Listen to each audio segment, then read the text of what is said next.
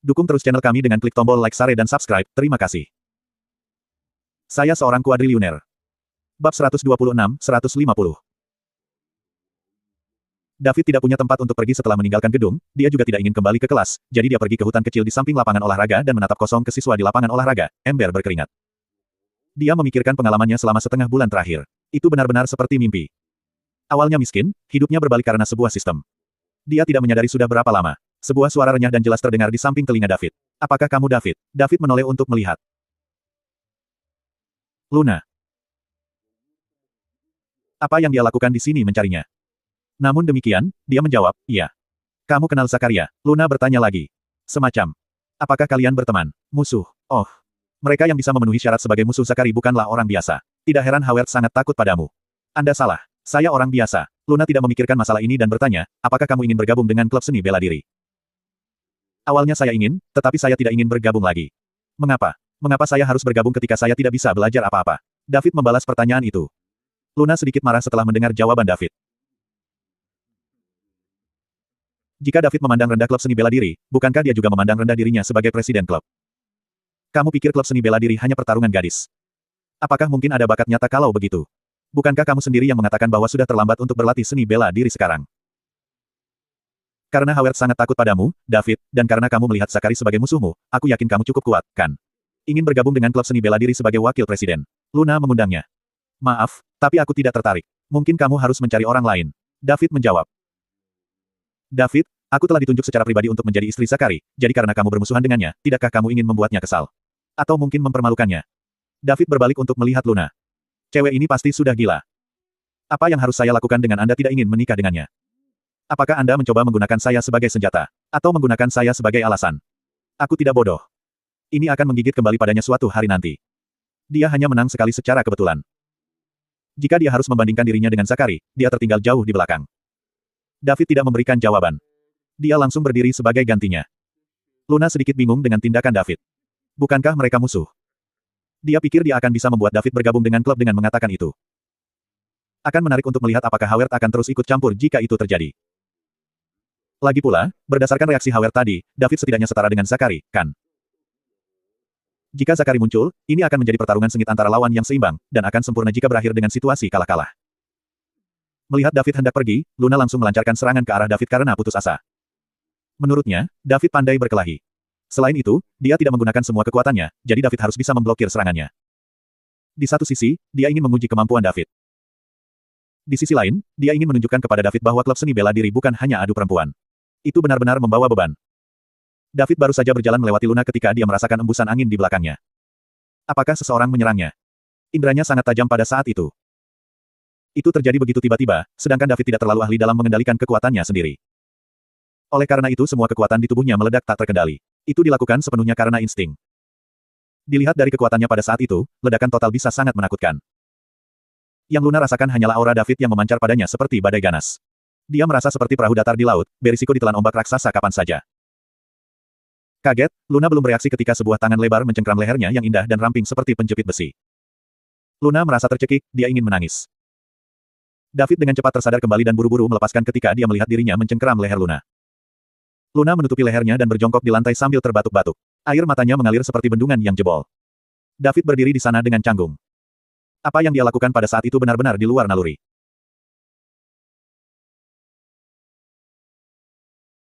Salahkan cewek ini karena menyerangnya tanpa peringatan.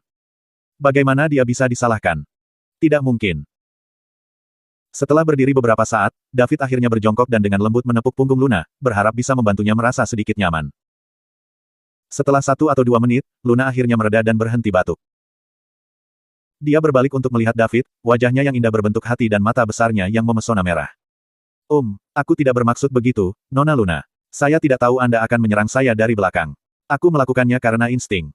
David berkata dengan sedikit canggung. Apakah kamu mengatakan bahwa ini sepenuhnya salahku? Jika Anda telah membunuh saya sebelumnya, bahwa sayalah yang memintanya. Luna bertanya dengan suara yang agak serak, tidak lagi jernih dan tajam seperti sebelumnya.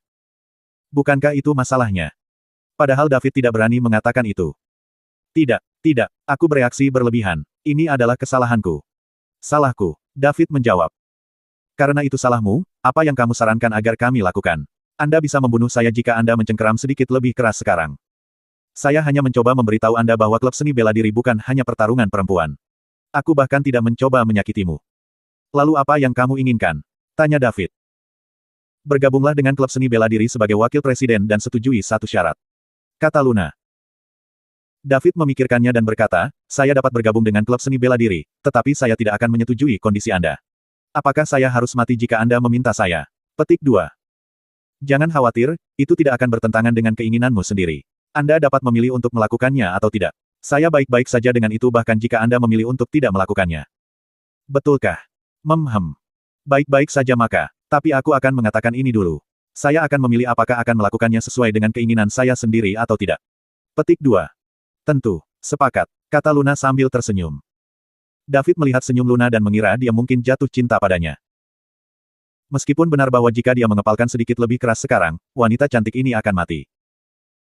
Sepertinya dia harus belajar bagaimana mengendalikan kekuatannya sesegera mungkin. David pergi karena beberapa siswa mulai memperhatikan apa yang sedang terjadi. Dia tidak ingin orang lain memandangnya seperti badut. Luna memperhatikan saat David pergi.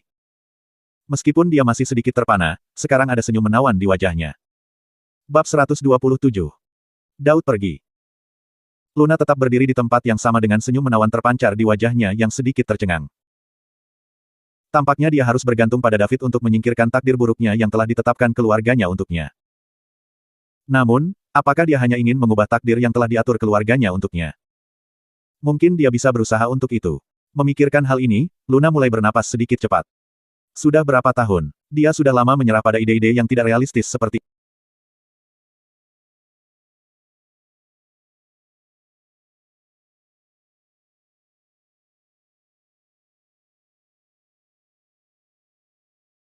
itu. Dia bahkan tidak menolak ketika keluarganya mengatur pernikahannya.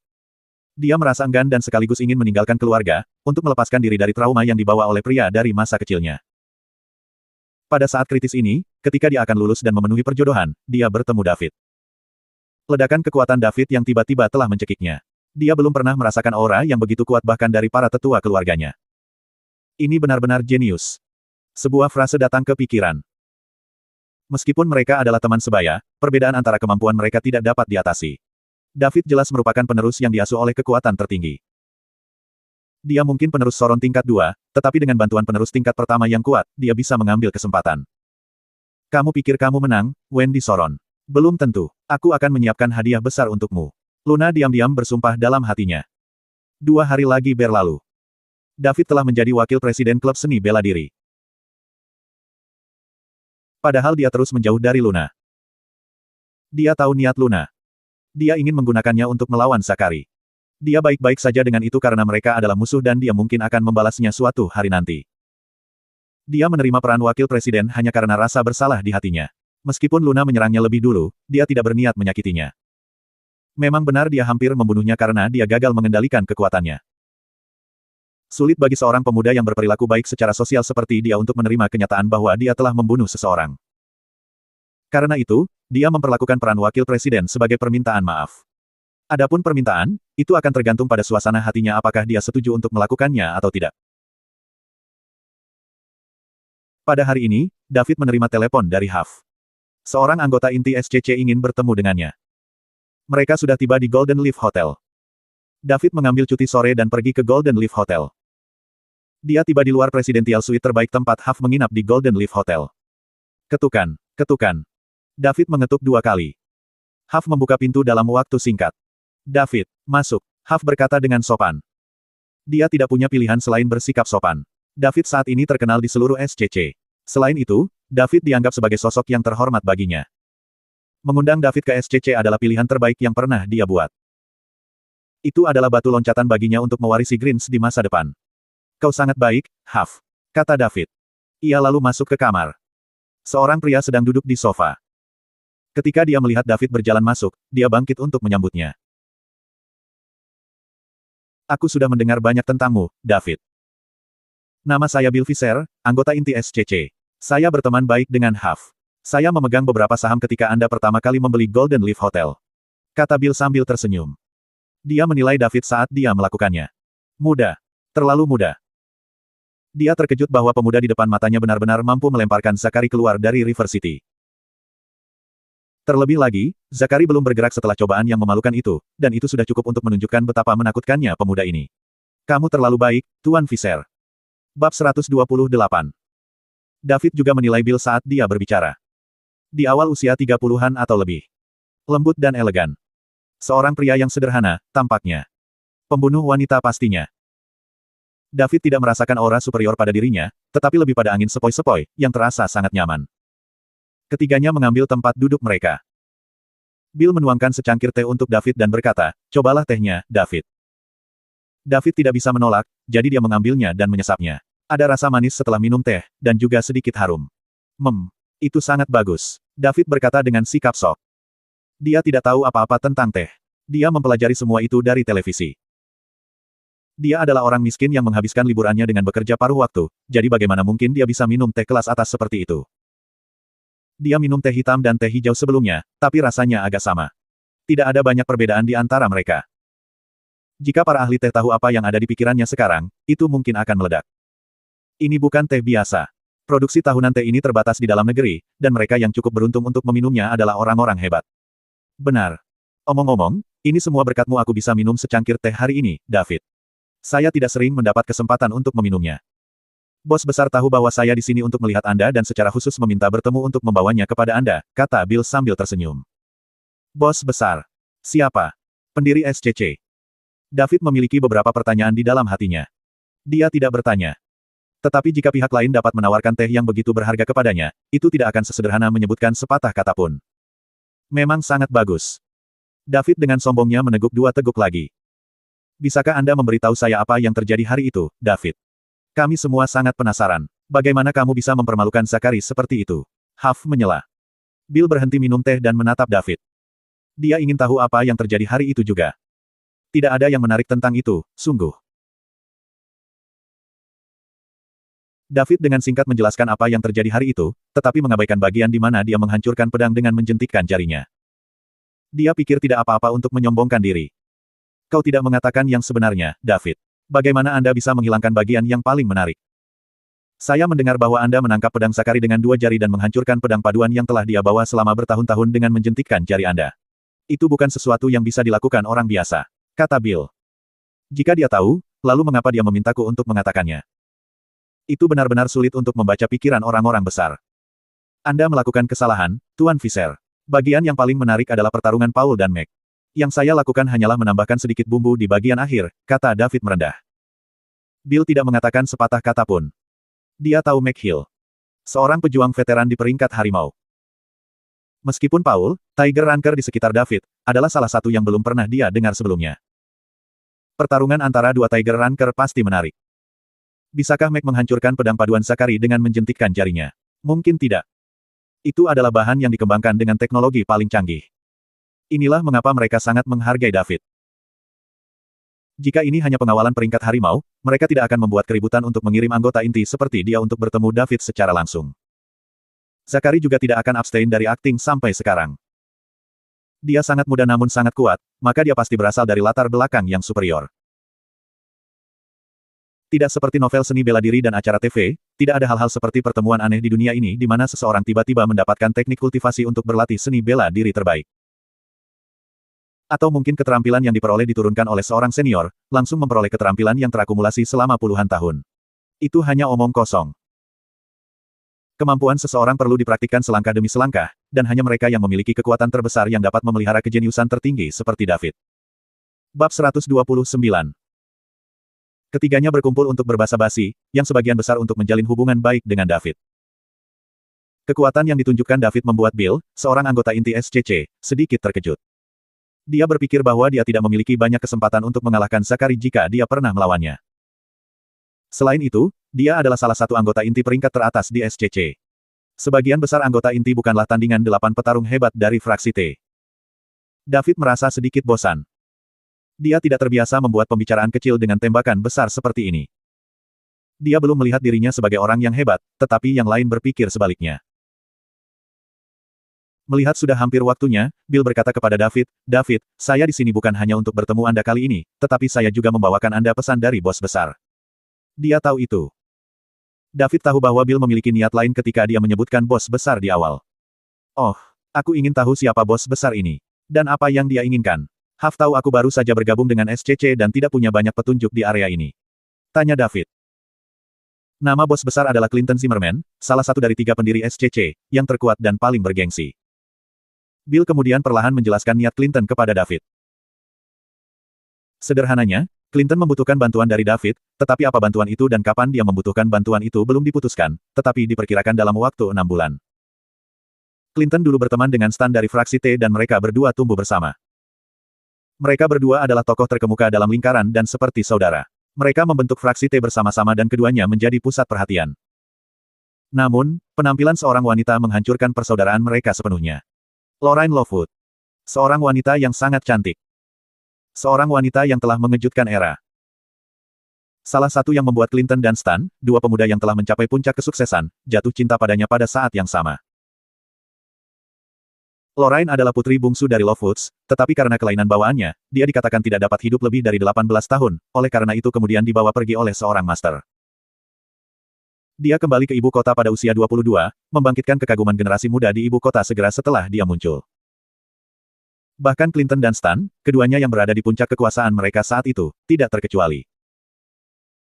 Keduanya setuju untuk bersaing secara adil, dan yang lain akan dengan rela mengakui kekalahan tidak peduli siapa yang dipilih Lorraine pada akhirnya. Jika Lorraine memilih salah satu dari mereka, atau tidak keduanya, keduanya tidak akan saling bertentangan. Namun, Lorraine membuat kontrak 10 tahun dengan keduanya. Dia harus pergi selama 10 tahun lagi.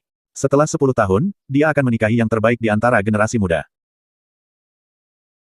Kemudian, Clinton gagal mendapatkan posisi kepemimpinan fraksi T dan pindah ke Springfield, mendirikan SCC dengan duo heroik, membentuk 2 kekuatan yang sangat berbeda dengan fraksi T.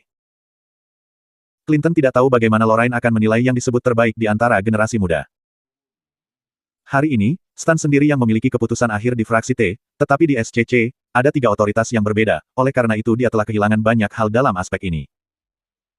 Dengan kontrak 10 tahun yang akan segera berakhir, Clinton berharap David bisa membantunya. Dengan kemampuan yang ditunjukkan David dan kekuatan tersembunyi di belakangnya, dia yakin David bisa menjadi tangan kanannya. David tercengang setelah memahami keadaan masalah ini. Clinton bukan hanya pendiri SCC, tetapi dia juga pendiri fraksi T. 2 pukulan besar telah berbalik melawan satu sama lain untuk seorang wanita. Plot klise seperti itu benar-benar ada dalam kenyataan. Dia pikir ini hanya akan terjadi di drama TV. Bab 130. Wanita macam apa yang mampu mengubah 2 pukulan besar satu sama lain? David sangat penasaran dengan penampilan Lorraine. Apakah dia benar-benar sebanding dengan peri halus? Sudahkah kamu melihat seperti apa rupa Lorraine, Bill?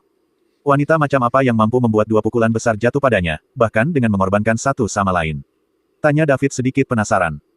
Sayangnya, saya berada di Springfield saat itu. Ketika Lorraine muncul di ibu kota, dia tidak tinggal lama, maka saya belum pernah melihatnya. Sangat disesalkan. Bill juga penasaran dengan tipe wanita Lorraine, apalagi David.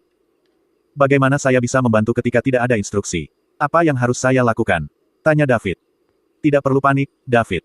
Persaingan untuk menjadi yang terbaik di antara generasi muda tidak lebih dari persaingan kekuatan dan kemampuan. Siapa tahu, mungkin Lorraine akan meminta keduanya untuk bertarung sebagai gantinya, dan itu akan ditangani oleh bisnis bos besar itu sendiri sehingga Anda bahkan tidak perlu melakukan apa-apa lagi, David. Kami hanya mencari bantuan Anda untuk berjaga-jaga. Petik 2. Menakjubkan. Ketika saatnya tiba, dia bahkan mungkin tidak perlu melakukan apapun sebelum bisa melihat Lorraine serta duet antara 2 pukulan besar. Baik-baik saja maka, saya setuju. Beritahu saya ketika saatnya tiba, jawab David. Sebagai anggota senior SCC, dia perlu menunjukkan rasa hormat kepada bos besar. Selain itu, dia membutuhkan identitas ini untuk memperluas kekuatannya. Betapa lugasnya, David. Mulai sekarang, Anda akan menjadi anggota inti SCC. Ini adalah keputusan bos besar. Saya akan mengirimkan beberapa informasi mengenai wewenang dan kewajiban Anda sebagai anggota inti nanti. Tidak seperti anggota tingkat tinggi, anggota inti sudah dianggap sebagai anggota senior SCC dan dapat berpartisipasi dalam keputusan besar. Hah? Apakah dia baru saja dipromosikan menjadi anggota inti? Secepat itu. Dia bahkan tidak perlu menghabiskan 1 sen pun. David benar-benar ingin menghabiskan uang. Poin mewahnya tidak bertambah. Pearl juga tidak pandai menghabiskan uang, dan itu sangat mengganggunya. Huff memandang David dengan agak iri. Anggota inti. Berapa banyak anggota tingkat tinggi SCC yang terjebak pada saat ini? Bahkan, dia tidak terlalu khawatir untuk dipromosikan menjadi anggota tingkat tinggi. Sebagai seorang pengusaha, berusaha keras untuk dipromosikan sebagai anggota tingkat tinggi tidak sepadan dengan usaha. Seorang anggota inti, bagaimanapun, adalah sesuatu yang benar-benar dia impikan. Mengapa Charles terburu-buru untuk bertarung meskipun dia tahu dia bukan lawan Zakari? Dia melakukannya hanya agar ketiga bos memperhatikan. Supaya dia bisa dipromosikan menjadi anggota inti. Dia berani melalui bahkan jika itu berarti mempertaruhkan cedera serius atau bahkan kematian. Ini menunjukkan betapa menariknya menjadi anggota inti. Jika dia dapat dipromosikan menjadi anggota inti, maka dia akan dapat menggunakan kekuatan SCC, karena itu adalah hak anggota inti. 1. Dengan itu, krisis keluarganya akan terangkat, dan bahkan jika kakeknya tidak ada lagi, tidak ada yang akan menyentuh Luthers atau River City. Jika ada yang menyentuh mereka, maka mereka akan melawan SCC, sesuatu yang tidak berani dilakukan oleh siapapun. Anggota tingkat tinggi tidak menikmati perlakuan seperti itu. Meskipun mereka adalah anggota SCC juga, yang lain masih akan menambahkan garam ke luka mereka dan datang dan mengambil sepotong kue ketika keluarga mereka dalam kesulitan. SCC tidak melarang perselisihan internal seperti itu. Yang lemah adalah makanan bagi yang kuat. Itu selalu menjadi kebenaran serta cara fraksi T dalam melakukan sesuatu. Tidak semua anggota SCC menjalin persaudaraan. Banyak yang menunggu untuk saling menikam dari belakang juga. Hanya ketika menghadapi fraksi T mereka akan bertarung melawan musuh bersama-sama. Ini adalah aturan yang diberlakukan oleh tiga bos. Sudah berapa lama sejak David bergabung dengan SCC? Namun, dia sudah dipromosikan menjadi anggota inti. Jika tersiar kabar, banyak anggota tingkat tinggi yang terjebak di level ini akan iri sampai mati. Bab 131. Bill menambahkan David ke obrolan grup yang terdiri dari 15 orang sebelum dia pergi. Itu adalah obrolan grup untuk anggota inti SCC dan ada 15 anggota di dalamnya. 3 di antaranya adalah pendiri SCC, bersama 12 anggota inti. Setelah David ditambahkan, sekarang ada 13 anggota inti. Anggota inti sudah menjadi otoritas tertinggi SCC, dan banyak acara besar akan membutuhkan suara dari anggota inti. Perbedaan terbesar antara SCC dan fraksi T adalah bahwa di fraksi T, Stan adalah satu-satunya yang memiliki keputusan akhir sementara 8 petarung hebat tidak berani membantahnya. Namun, karena SCC memiliki 3 bos, ketika ada 2 pendapat tentang suatu keputusan, anggota inti harus memilihnya. Dengan cara ini, nilai anggota inti dapat dilihat. Dan SCC tidak harmonis. Saat David bergabung dengan grup, seseorang dalam grup bertanya. Morris, penduduk lokal Springfield dan salah satu dari 12 anggota inti SCC, juga merupakan asisten yang cakap untuk duo Springfield. Morris, Bill, apakah ada anggota baru? Mengapa saya belum mendengar kabar tentangnya? Karena Bill lah yang menambahkan David, Morris bertanya langsung pada Bill. Bill, ini adalah keputusan bos besar. Apakah dia perlu memberitahu Anda tentang ini sebelumnya? Morris, menurut Anda siapa Anda? Morris, oh, keputusan bos besar. Siapa ini? Dan mengapa bos besar menggunakan hak istimewanya padanya? Bill, David Liddell dari River City. Morris, David Liddell dari River City. Orang yang melawan Zakari dan mengusirnya dari River City. Bill, tentu saja. Morris, brilian. David juga mengirim pesan. David, saya David, tolong jaga saya baik-baik. Morris, David, kan. Kami tidak bisa menjagamu, kamu sangat terkenal sekarang. Sial, siapa yang aku provokasi? Bagian dalam SCC tampaknya tidak terlalu harmonis. Benar saja, di mana ada orang, akan ada argumen. David menduga bahwa dia telah terlibat dalam perkelahian di dalam SCC. Dia langsung terpanggang saat dia mengirim pesan pertamanya di grup. Bill, David, abaikan dia anjing gila yang akan menggigit siapapun yang dia lihat. Morris, Bill, katakan itu lagi. Bill, anjing gila. Morris, kamu. Ketika mereka berdua akan mulai berkelahi, seseorang akhirnya keluar untuk membereskan semuanya. Anggota SCC, hei, itu sudah cukup. Kami adalah keluarga, apa yang kamu lakukan? Jangan mempermalukan dirimu di depan orang baru. David, selamat datang di keluarga besar ini. Kemudian, banyak orang mulai menyambut David. Namun, dia tidak tahu apakah mereka menyambutnya dengan tulus atau tidak. David tidak tahu siapa mereka, dan dia tidak tahu harus berkata apa, jadi dia mengabaikan mereka kalau-kalau dia dipanggang lagi. Bill tidak memberitahunya tentang bagian dalam SCC. Dalam sekejap mata, itu adalah akhir pekan.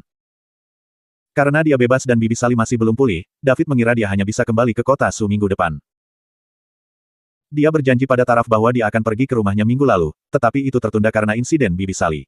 Karena dia bebas minggu ini, dia memutuskan untuk pergi. Meskipun dia tidak ingin pergi, dia akan tetap melakukannya karena dia telah berjanji padanya. Dia sebenarnya tidak ingin pergi karena dia tahu keluarga Taraf pasti salah paham. Selain itu, Taraf tahu bahwa dia tidak pantas pergi, tetapi dia masih mengundangnya, jadi dia pikir dia mungkin memiliki beberapa niat dengannya. Pria yang luar biasa juga akan memiliki masalah. David berpikir bahwa dia harus belajar bagaimana mengatakan tidak. Saat dia mengekspos lebih banyak keterampilannya, wanita di sekitarnya secara bertahap meningkat jumlahnya. Yakni Amelia, Sandy, Mutiara, dan Taraf. Bab 132. Setelah David menghitung, dia terkejut.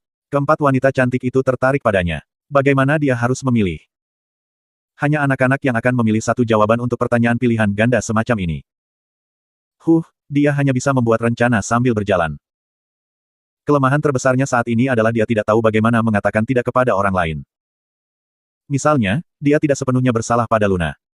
Pihak lain menyerangnya lebih dulu dan dia hanya bereaksi secara naluriah, tetapi pada akhirnya, dialah yang harus meminta maaf. David memikirkannya. Sikap ini sepertinya datang dari saat dia bersama Sarah. Setiap kali Sarah meminta sesuatu, dia akan mencoba yang terbaik untuk memenuhinya dan tidak akan mengatakan tidak. Ini terjadi karena dia telah menjadi Sim selama 4 tahun, jadi dia perlu waktu untuk menyesuaikan kembali. Sedangkan untuk wanita, David merasa tidak bisa bersikap biadab kepada mereka, apalagi wanita cantik. Apakah dia benar-benar memiliki apa yang diperlukan untuk menjadi bajingan? 1. Dia mengabaikan pertanyaan di dalam hatinya untuk saat ini dan memanggil Taraf. Dia mengatakan kepadanya bahwa dia akan pulang bersamanya pada hari Sabtu. Tentu saja, Taraf sangat gembira. Keesokan harinya, David menerima telepon dari Taraf saat dia masih tidur. Dia bertanya kapan dia meninggalkan rumah. David melihat waktu dan melihat bahwa itu bahkan belum pukul 6. Apakah cewek ini terjaga sepanjang malam? Dia benar. Taraf sangat bersemangat sehingga dia tidak bisa tidur sepanjang malam setelah menerima telepon dari David. David seperti naksir Mary Jane, dan dia adalah pahlawannya yang telah menukik dengan jaring laba-laba untuk menyelamatkan seluruh keluarganya. Sama seperti Sandy, pria yang muncul di sampingnya saat dia berada di titik terendah akan memberinya kesan terdalam. Terlebih lagi, David sangat luar biasa dalam banyak hal. Gadis-gadis bodoh ini tertarik padanya seperti ngengat pada api. Pukul 7 pagi, David bangun dan melaju ke pintu masuk Universitas Multimedia. Taraf sudah menunggunya di sini. Karena hari ini adalah hari Sabtu, ada banyak orang yang mengendarai mobil mahal untuk menjemput orang lain dari Universitas Multimedia. Banyak mahasiswa juga datang dan pergi melalui pintu masuk South River Multimedia University. Sebagian besar orang yang mengemudi adalah pria parubaya dan tidak banyak pria muda di antara mereka. Selain itu, sebagian besar pria parubaya akan memiliki perut bir. Mereka mungkin adalah ayah dari para siswa, tetapi hanya para siswa yang tahu apakah orang-orang itu adalah ayah atau ayah mereka. Taraf berdiri di depan pintu masuk Universitas Multimedia sambil menunggu David. Meskipun dia berada di Universitas Multimedia di mana ada banyak gadis cantik, dia tetap menonjol. Dia tinggi, cantik, dan memiliki tubuh yang indah. Dia bisa digambarkan sebagai gadis cantik dengan kulit dan kaki yang putih selama berhari-hari.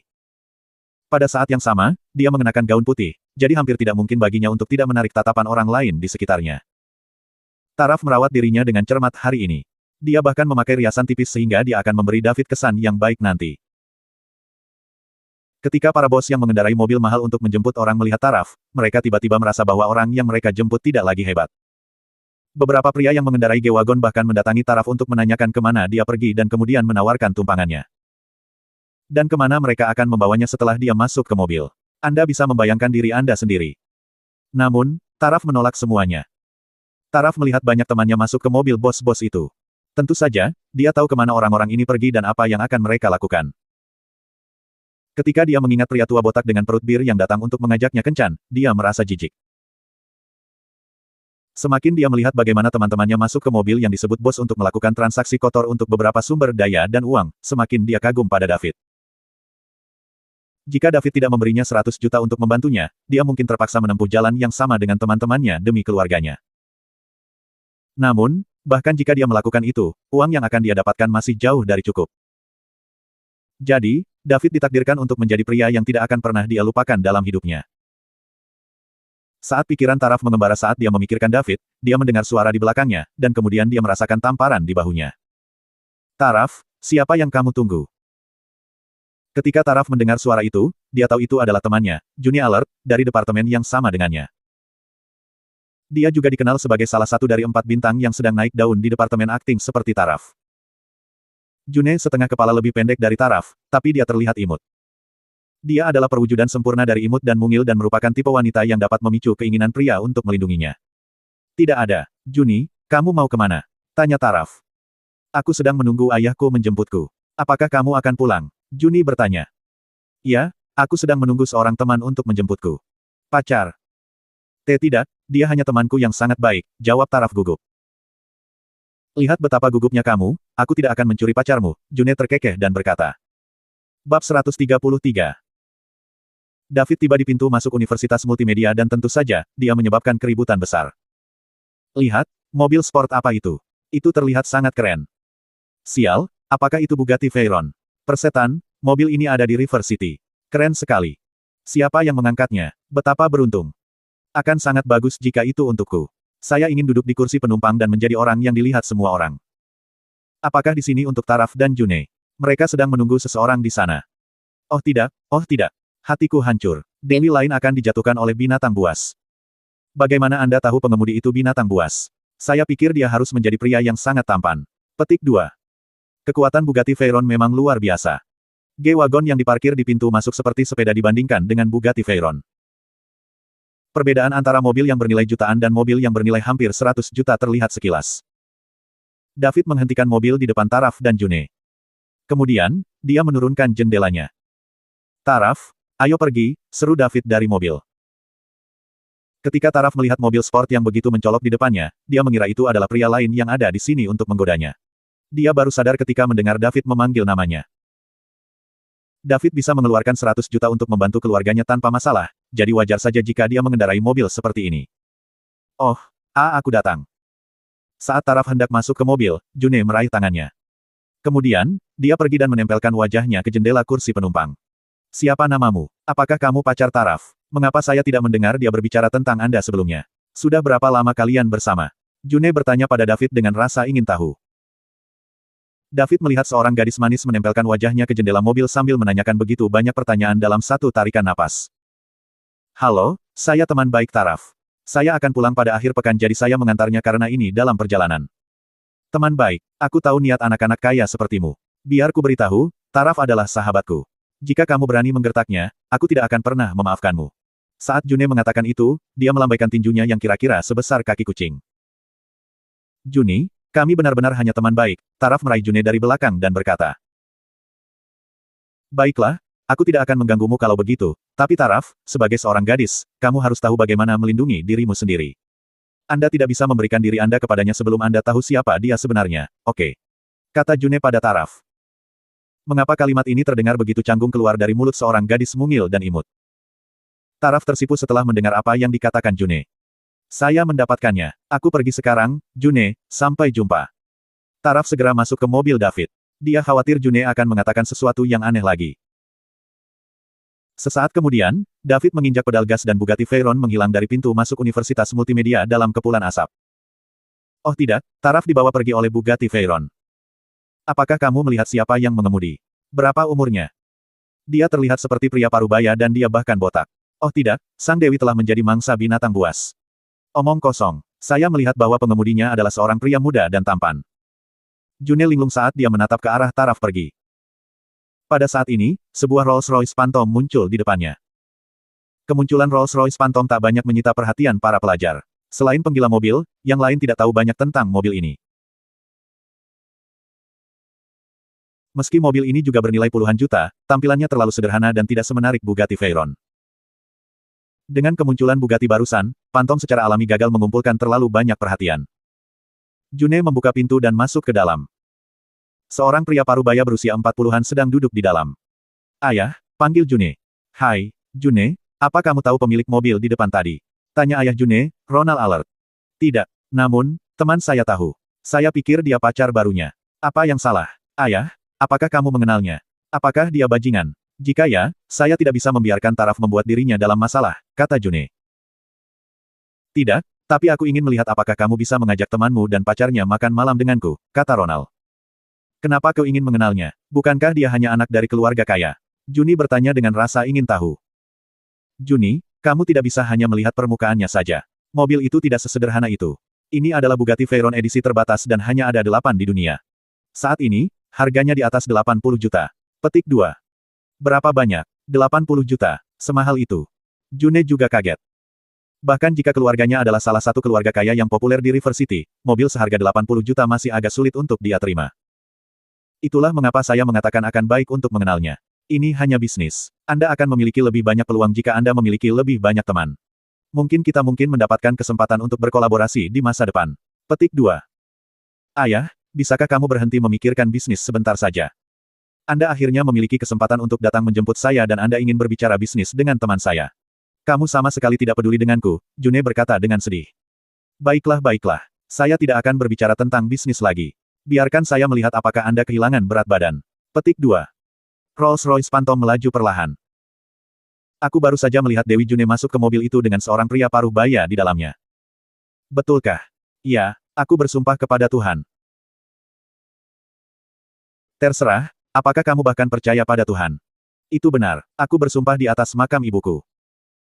Oh tidak, 2 dari 4 bintang yang sedang naik daun dari departemen akting diambil dari kami. Bagaimana saya akan hidup? Yo, Horendok, kamu harus bekerja keras. Jika Anda bekerja keras sekarang, siapa tahu, pacar masa depan Anda mungkin masih di taman kanak-kanak. Di Bugatti Veyron. David, tolong jangan pikirkan itu. Dia sahabatku dan namanya Juni Alert. Dia suka membuat lelucon. Kenapa aku harus mempermasalahkannya? Apa aku terlihat seperti orang kecil? David bercanda. David, terima kasih telah setuju untuk pulang bersamaku hari ini, dan juga terima kasih telah meminjamkanku 100 juta itu. Jika saya tidak mendapatkan uang, saya benar-benar tidak tahu apa yang akan terjadi pada keluarga saya. Saat Taraf mengatakan itu, dia mulai terisak pelan. Hei, Taraf, jangan menangis. Entah kenapa, hal yang paling ditakuti David adalah ketika seorang wanita menangis, terutama wanita cantik. Dia tidak memiliki perlawanan terhadap itu sama sekali. David, apa yang harus saya lakukan jika saya tidak dapat mengembalikan uangnya? Tanya Taraf tiba-tiba. Taraf, uang itu tidak ada artinya bagiku. Jika Anda benar-benar tidak dapat membayar uang, mengapa Anda tidak membayar dengan tubuh Anda? David menggoda ketika dia merasakan bahwa situasinya menjadi sedikit menyedihkan. Betulkah? Taraf mengangkat kepalanya dan bertanya dengan ekspresi serius. Daud. Bab 134. Setelah ini, mereka berdua tidak berbicara lagi. Wajah Taraf merah dan dia melihat keluar jendela. Tidak diketahui apa yang dia pikirkan. David ingin membuat situasi lebih hidup, tetapi sekarang, itu menjadi lebih menyedihkan. Apa yang harus dia katakan tentang itu? Tidak ada yang perlu dikatakan tentang itu. Dia akan mendapat masalah jika dia mengatakan sesuatu. Kota Kambing adalah kota-kota Matya. Meskipun itu bukan kota provinsi seperti River City, itu lebih ramai daripada kota tingkat kabupaten seperti kampung halaman David, kota Su. David tiba di kota Kambing dalam waktu kurang dari 2 jam. Namun, karena ini adalah pertama kalinya dia mengunjungi rumah Taraf, dia berpikir bahwa tidak baik pergi ke sana dengan tangan kosong.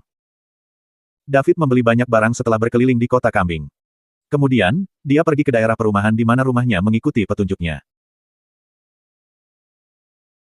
Rumah Taraf berada di area perumahan kelas atas di kota Kambing. Dengan 100 juta dolar David, Taraf membayar kembali semua hutangnya dan bisa kembali ke rumah aslinya lagi. Setelah mereka memasuki kawasan perumahan, mobil David juga menarik perhatian 2 satpam di pos jaga. Meskipun mereka belum pernah melihat mobil David sebelumnya, mereka tidak menghentikannya dan langsung membiarkannya masuk. Pete, menurutku mobil itu bukan milik siapapun di pemukiman ini, kan? Bukankah kita harus mendaftarkannya? Seorang penjaga keamanan muda bertanya. Cat, kamu baru jadi kamu perlu tahu bahwa kita harus cerdas dalam pekerjaan ini. Aku masih membutuhkanmu untuk mengajariku, Pete. Ayo, merokok. Penjaga keamanan muda itu jelas baru. Penjaga keamanan yang lebih tua mengambil rokok dan melanjutkan setelah mengisap, biarkan saya memberitahu Anda, saya sengaja belajar bagaimana membedakan mobil supaya saya bisa melakukan pekerjaan saya dengan baik. Kami bekerja untuk area perumahan kelas atas, dan saya selalu membiarkan mobil yang bernilai lebih dari setengah juta lewat. Saya hanya akan meminta mobil yang di bawah setengah juta untuk mendaftar. Petik 2. Mengapa? Penjaga keamanan muda itu bertanya. Apakah kamu bodoh? Ini adalah kawasan perumahan kelas atas dan rumah-rumah di sini bernilai jutaan bahkan puluhan juta. Siapa yang akan mengendarai mobil seharga 200.000 dolar ketika mereka tinggal di rumah $1 juta? Namun, berbeda jika mobil tersebut bernilai di atas setengah juta. Jika kita menyinggung anak kaya manapun dengan temperamen buruk, maka kita mungkin kehilangan pekerjaan. Saya mengerti. Mobil itu barusan sangat keren jadi harganya pasti setengah juta ke atas, jadi itu sebabnya kamu membiarkannya masuk. Petik 2. Setengah juta ke atas. Apa kau tahu mobil apa itu? Tidak, tapi menurutku itu terlihat sangat keren. Apakah dengan puluhan juta kalau begitu? Petik 2. Saya telah melihatnya secara online dan itu adalah Bugatti Veyron, mobil mewah kelas dunia. Apakah Anda tahu berapa harga awal untuk mobil itu? Petik 2. Berapa banyak? 30 juta, penjaga keamanan yang lebih tua menunjukkan 3 jari dan berkata, B berapa? Mulut penjaga keamanan yang lebih muda menganga saat dia bertanya. Dia jelas terkejut dengan harganya. Mobil seharga 30 juta. Itu di luar imajinasinya. 30 juta itu baru harga awal. Beberapa edisi terbatas bahkan bernilai 50 juta ke atas. Bagaimana itu? Apakah Anda terkejut dengan itu? Siapa yang berani menghentikan mobil itu? Akan baik-baik saja jika kita mendapatkan seseorang yang pemarah, tetapi jika pengemudinya pemarah, saya berdoa agar kita hanya turun dengan omelan. Namun, bahkan jika mereka menamparmu, kamu harus menanggungnya karena kamu bahkan mungkin kehilangan pekerjaanmu. Ya, tentu saja. Anda benar, Pete, saya telah belajar banyak. Tolong jaga aku di masa depan, Pete. Ini, ambil sebatang rokok lagi. Setelah keamanan yang lebih muda mengatakan itu, dia melemparkan seluruh bungkus rokok kepada Pete. Setelah David memarkir mobil, Taraf membawanya ke salah satu gedung. Kemudian, mereka naik lift ke lantai 22. Setelah menerima telepon dari David kemarin, Taraf menelepon ke rumah untuk memberi tahu keluarganya. Saat ini, orang tuanya seharusnya ada di rumah. Taraf berjalan di depan rumahnya dan mengeluarkan kunci untuk membuka pintu. Saat dia masuk, Taraf tercengang. Apa yang sedang terjadi? Mengapa ada begitu banyak orang? David mengikuti Taraf masuk, dan dia juga tercengang ketika dia masuk. Lebih dari 10 orang sedang duduk dan mengobrol di ruang tamu rumah Taraf. Apalagi, ada juga suara-suara yang datang dari dapur. Ini semua adalah kerabat Taraf yang lebih dekat dengannya. Semua bibi dan pamannya ada di sini hari ini. Taraf ada di sini. Ayah Taraf, Ken, bangkit dari sofa untuk menyambut Taraf dan David ketika dia melihat mereka. Tempat dia duduk berada tepat di seberang serambi. Ayah, apa yang kamu lakukan? Tanya Taraf. Ken tidak menjawabnya. Sebaliknya, dia berkata, kamu pastilah David. Masuk. Tidak apa-apa jika Anda datang dengan tangan kosong, mengapa Anda membeli begitu banyak barang? Kami memiliki semua yang kami butuhkan. Hai, Tuan Smith. David menyapa Ken. Ken menilai David dengan santai. Bab 135. Anak ini cukup baik. Dia sopan, tampan, dan latar belakang keluarganya juga luar biasa. Ditambah lagi, dia tidak sombong seperti anak orang kaya lainnya. David mengikuti Ken ke ruang tamu dengan membawa hadiah. Taraf adalah satu-satunya di lobi sekarang dan sedikit bingung. Dia mungkin bisa menebak apa niat orang tuanya. Mereka pasti mengira David adalah pacarnya dan tentu saja, itulah yang dia katakan kepada mereka. Karena mereka tahu bahwa dia membawa David kembali hari ini, mereka meminta kerabat yang lebih dekat dengan mereka untuk datang sehingga mereka dapat bertemu dengan pacar putri mereka. Di sisi lain, mereka juga ingin menyombongkan diri. Lagi pula, David bisa mengambil 100 juta begitu saja untuk membantu keluarga mereka. Tidak semua orang bisa melakukan itu. Taraf kemudian berjalan ke ruang tamu, masih agak linglung. Dia masih bertanya-tanya bagaimana menjelaskan hal ini kepada David. Dia pikir itu hanya makan bersama orang tuanya, saudara perempuannya, dan David untuk menunjukkan rasa terima kasih mereka, tetapi sekarang ada begitu banyak orang. Apakah David akan marah? Apakah dia akan pergi dengan marah? Taraf gugup. Lagi pula, dia tidak terlalu lama bergaul dengan David, jadi dia tidak mengerti karakter anak super kaya ini. Saya tidak berpikir dia akan melakukannya. Dia biasanya terlihat sangat sopan. Jika dia tidak bisa menerima ini dan pergi dengan marah, apa yang harus saya lakukan? Ada begitu banyak kerabat di sini, bagaimana saya bisa keluar dari ini? Taraf memiliki banyak pertanyaan di kepalanya. Dia khawatir David akan marah. Pada saat ini, David sedang diinterogasi oleh bibi Taraf. Di mana dia belajar? Berapa banyak anggota keluarga yang dia miliki? Apa yang dilakukan orang tuanya? Berapa banyak saudara kandung yang dia miliki? Jelas, orang-orang ini tidak tahu bahwa Ken hanya keluar dari kesulitannya karena 100 juta dolar David. Jika tidak, mereka tidak akan berani mengajukan banyak pertanyaan kepada David. Akankah seorang pemuda menjadi orang biasa jika dia bisa dengan santai mengambil 100 juta? Keluarganya mungkin kuat. Mereka hanya berpikir bahwa Ken terampil dan dapat kembali setelah ditipu dengan begitu banyak uang. Sementara itu, David merasa sudah tidak tahan lagi. Orang-orang itu mungkin salah mengira dia sebagai pacar Taraf. Dia tidak berani mengatakan yang sebenarnya kepada mereka, jadi dia mengatakan bahwa keluarganya menjalankan bisnis kecil-kecilan. Ketika mereka mendengar bahwa keluarga David menjalankan bisnis kecil, beberapa dari mereka kehilangan minat padanya. Keluarga Smith menjalankan bisnis besar. Bagi mereka, usaha kecil berarti kios buah atau warung kelontong. Hal-hal itu tidak bisa dibandingkan dengan bisnis keluarga Smith sama sekali. David jelas ingin mendapatkan bantuan dari Taraf. David melirik Taraf dan dia memperhatikan bahwa Taraf juga sedang menatapnya. Namun, dia memiliki tatapan memohon di matanya. David terkekeh pahit dalam hatinya, dan terus menerima pertanyaan itu. Pada saat ini, pintu kamar saudara perempuan Taraf, Tessa, terbuka. Kemudian, 5 hingga 6 orang muda berjalan keluar satu demi satu. Yang tertua tampak berusia sekitar 17 hingga 18 tahun sedangkan yang termuda berusia sekitar 12 hingga 13 tahun. Ini adalah sepupu Taraf. Taraf, panggil Tessa. Taraf, Taraf. Yang lain juga memanggil. Taraf kemudian menanggapi mereka satu per satu. Orang-orang itu mulai memandang David dengan tatapan aneh setelah mereka keluar dari ruangan. Untungnya, rumah Taraf cukup besar dan ruang tamunya sekitar 50 hingga 60 kaki persegi. Karenanya, tidak akan terasa sesak meskipun 20 orang berkumpul di ruang tamu. Bab 136. Ken mengangguk diam-diam ketika melihat bagaimana David tidak sabar menghadapi begitu banyak pertanyaan dari begitu banyak orang. Meskipun David meminjamkan 100 juta kepada keluarga mereka dan membantu mereka melewati krisis, Ken tidak akan mau menyerahkan Taraf kepadanya jika dia adalah anak kaya yang bodoh, tidak kompeten, dan sombong. Bagaimanapun, ini terkait dengan kebahagiaan putrinya selama sisa hidupnya.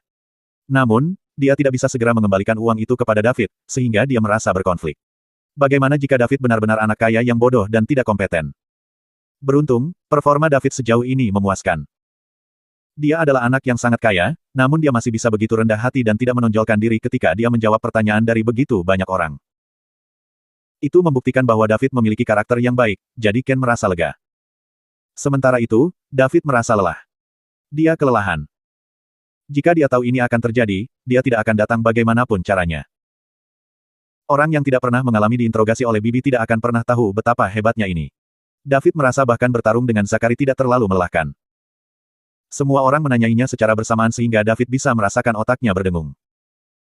Yang paling penting adalah beberapa dari mereka bahkan memandang rendah dia, yang membuatnya merasa tidak berdaya. Dia ingin memberitahu mereka bahwa dia adalah orang terkaya di dunia. Namun, tidak ada yang akan percaya jika dia mengatakan itu. Akhirnya, dia berhasil menjawab pertanyaan dari orang-orang di ruang tamu, tetapi kemudian, 4 hingga 5 wanita parubaya keluar dari dapur dan meminta semua orang untuk bersiap-siap untuk makan.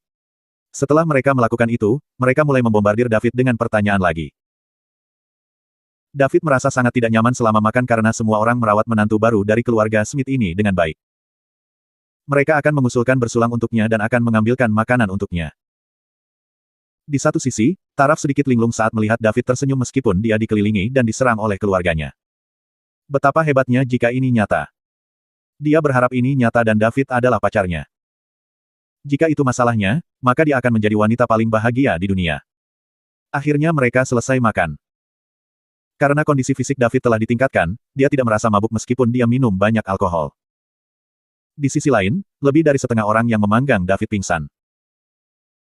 David ingin pergi pada sore hari, tetapi karena dia minum alkohol, keluarga Smith bersikeras agar dia tetap tinggal. Itu tidak bisa dihindari. Dengan demikian, David hanya bisa berpura-pura mabuk sampai Taraf akhirnya membawanya ke kamarnya untuk tidur siang. Di sisi lain, dia juga takut orang-orang ini akan mulai membombardirnya lagi di sore hari. Jika itu terjadi, dia akan menjadi gila. Pada malam hari, David dibangunkan oleh Taraf yang memberitahunya bahwa sudah waktunya untuk makan malam. David memperhatikan bahwa selain dia dan Taraf, tidak ada orang lain di rumah itu. Kami akan makan malam di hotel malam ini. Mereka sudah pergi dan hanya kita berdua yang ada di rumah sekarang, kata Taraf. Kalau begitu kita harus pergi. David hendak berjalan keluar pintu saat dia mengatakan itu. David, panggil Taraf tiba-tiba. Hah? David menoleh untuk melihatnya. Terima kasih untuk hari ini. Bisik Taraf. Untuk apa? Seharusnya aku yang berterima kasih padamu. Keluarga Anda sangat bersemangat dan saya jarang memiliki makanan rumahan, kata David sambil tersenyum. Aku tahu kamu menghiburku.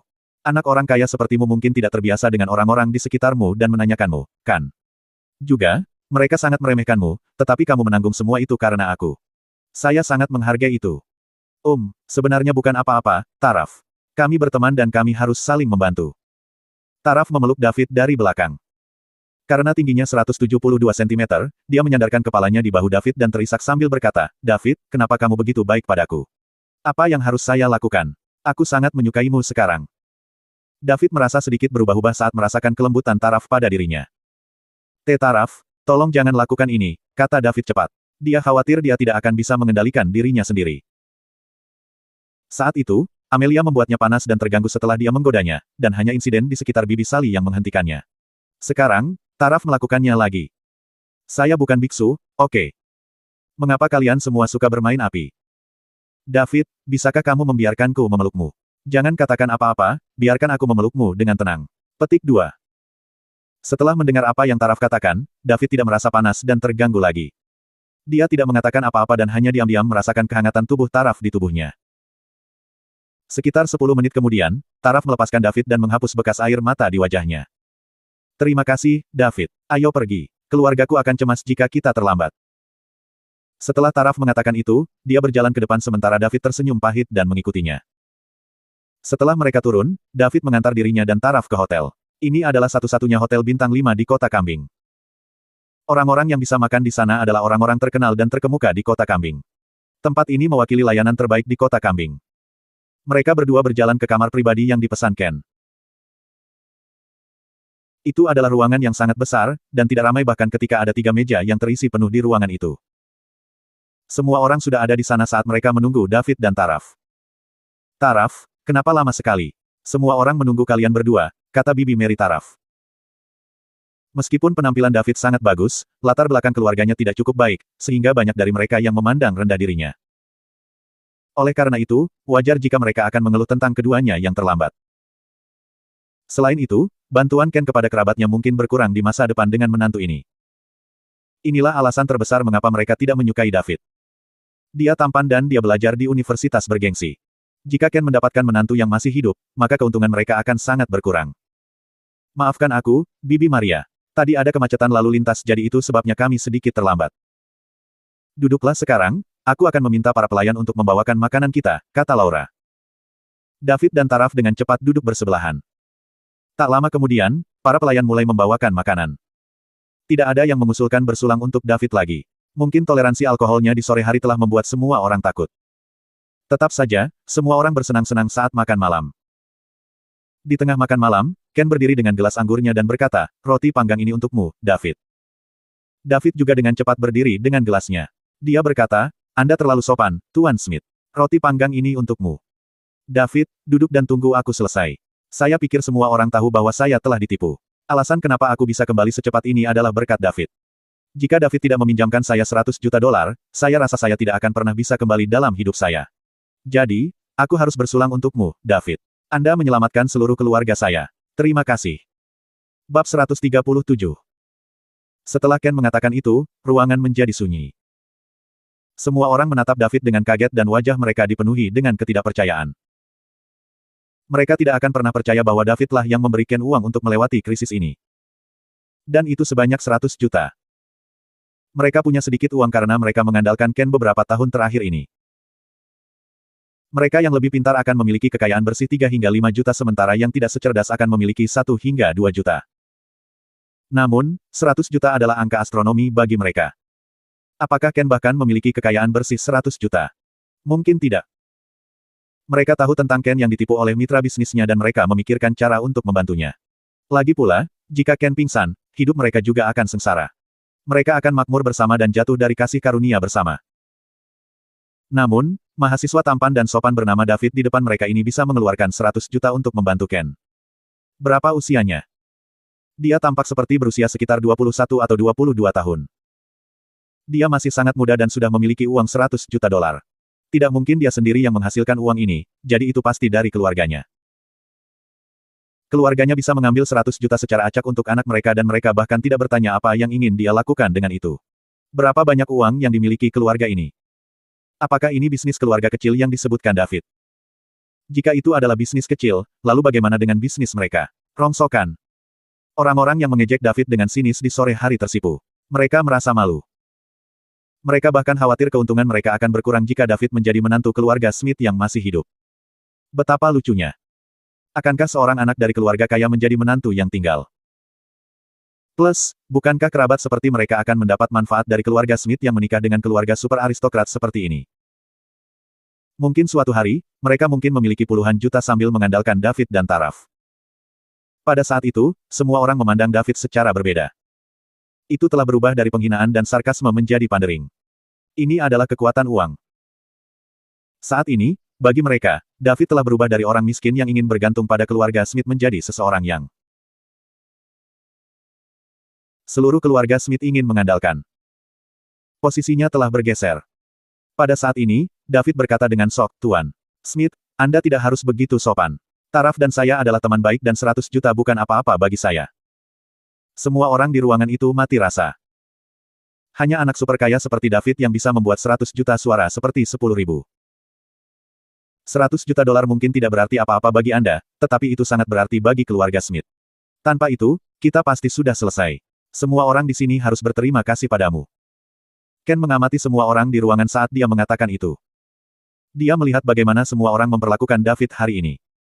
Alasan dia tidak mengatakan apa-apa adalah untuk melihat bagaimana reaksi orang-orang ini ketika dia mengatakan yang sebenarnya kepada mereka.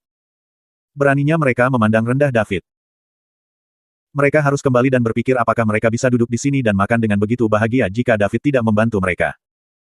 Mereka semua harus pulang dan menangis. "Iya, terima kasih telah menyelamatkan kita semua, Tuan Liddell. Roti panggang ini untukmu. Saya akan minum sekarang dan Anda dapat meluangkan waktu Anda." Bibi Taraf, Mary dengan cepat berdiri dan berkata kepada David sambil mengangkat gelasnya. Bab 138. Dia adalah orang yang paling mengolok-olok David sejak sore, dan dia juga sangat pilih-pilih tentang David. Ken tidak punya putra, jadi dia tidak bisa meneruskan nama keluarga Smith, tetapi Bibi Mary punya seorang putra, jadi dia bisa. Oleh karena itu, meskipun Ken adalah orang yang paling menjanjikan dalam keluarga Smith, Tuan tua Smith selalu menyukai putra keduanya karena ia memiliki pewaris pria. Ken juga sangat berbakti, jadi dengan Old Master Smith yang mengganggu di tengah, putra keduanya akan mendapatkan manfaat paling besar di antara kerabat. Mereka bahkan menyebutkan kepada Old Master Smith secara diam-diam bahwa jika Ken memberikan semua asetnya kepada kedua putrinya di masa depan, maka uang itu tidak akan lagi ada hubungannya dengan Smiths. Mereka ingin sang tuan tua mendapatkan warisan itu darinya. Sekarang identitas David sebagai seorang anak dari keluarga super kekayaan telah diekspos, Bibi Mary adalah yang paling bahagia. David pasti tidak akan tertarik dengan properti Smiths, dan dia bahkan akan membantu Smiths tumbuh. Ketika itu terjadi, dia akan bisa mendapatkan warisan yang lebih besar.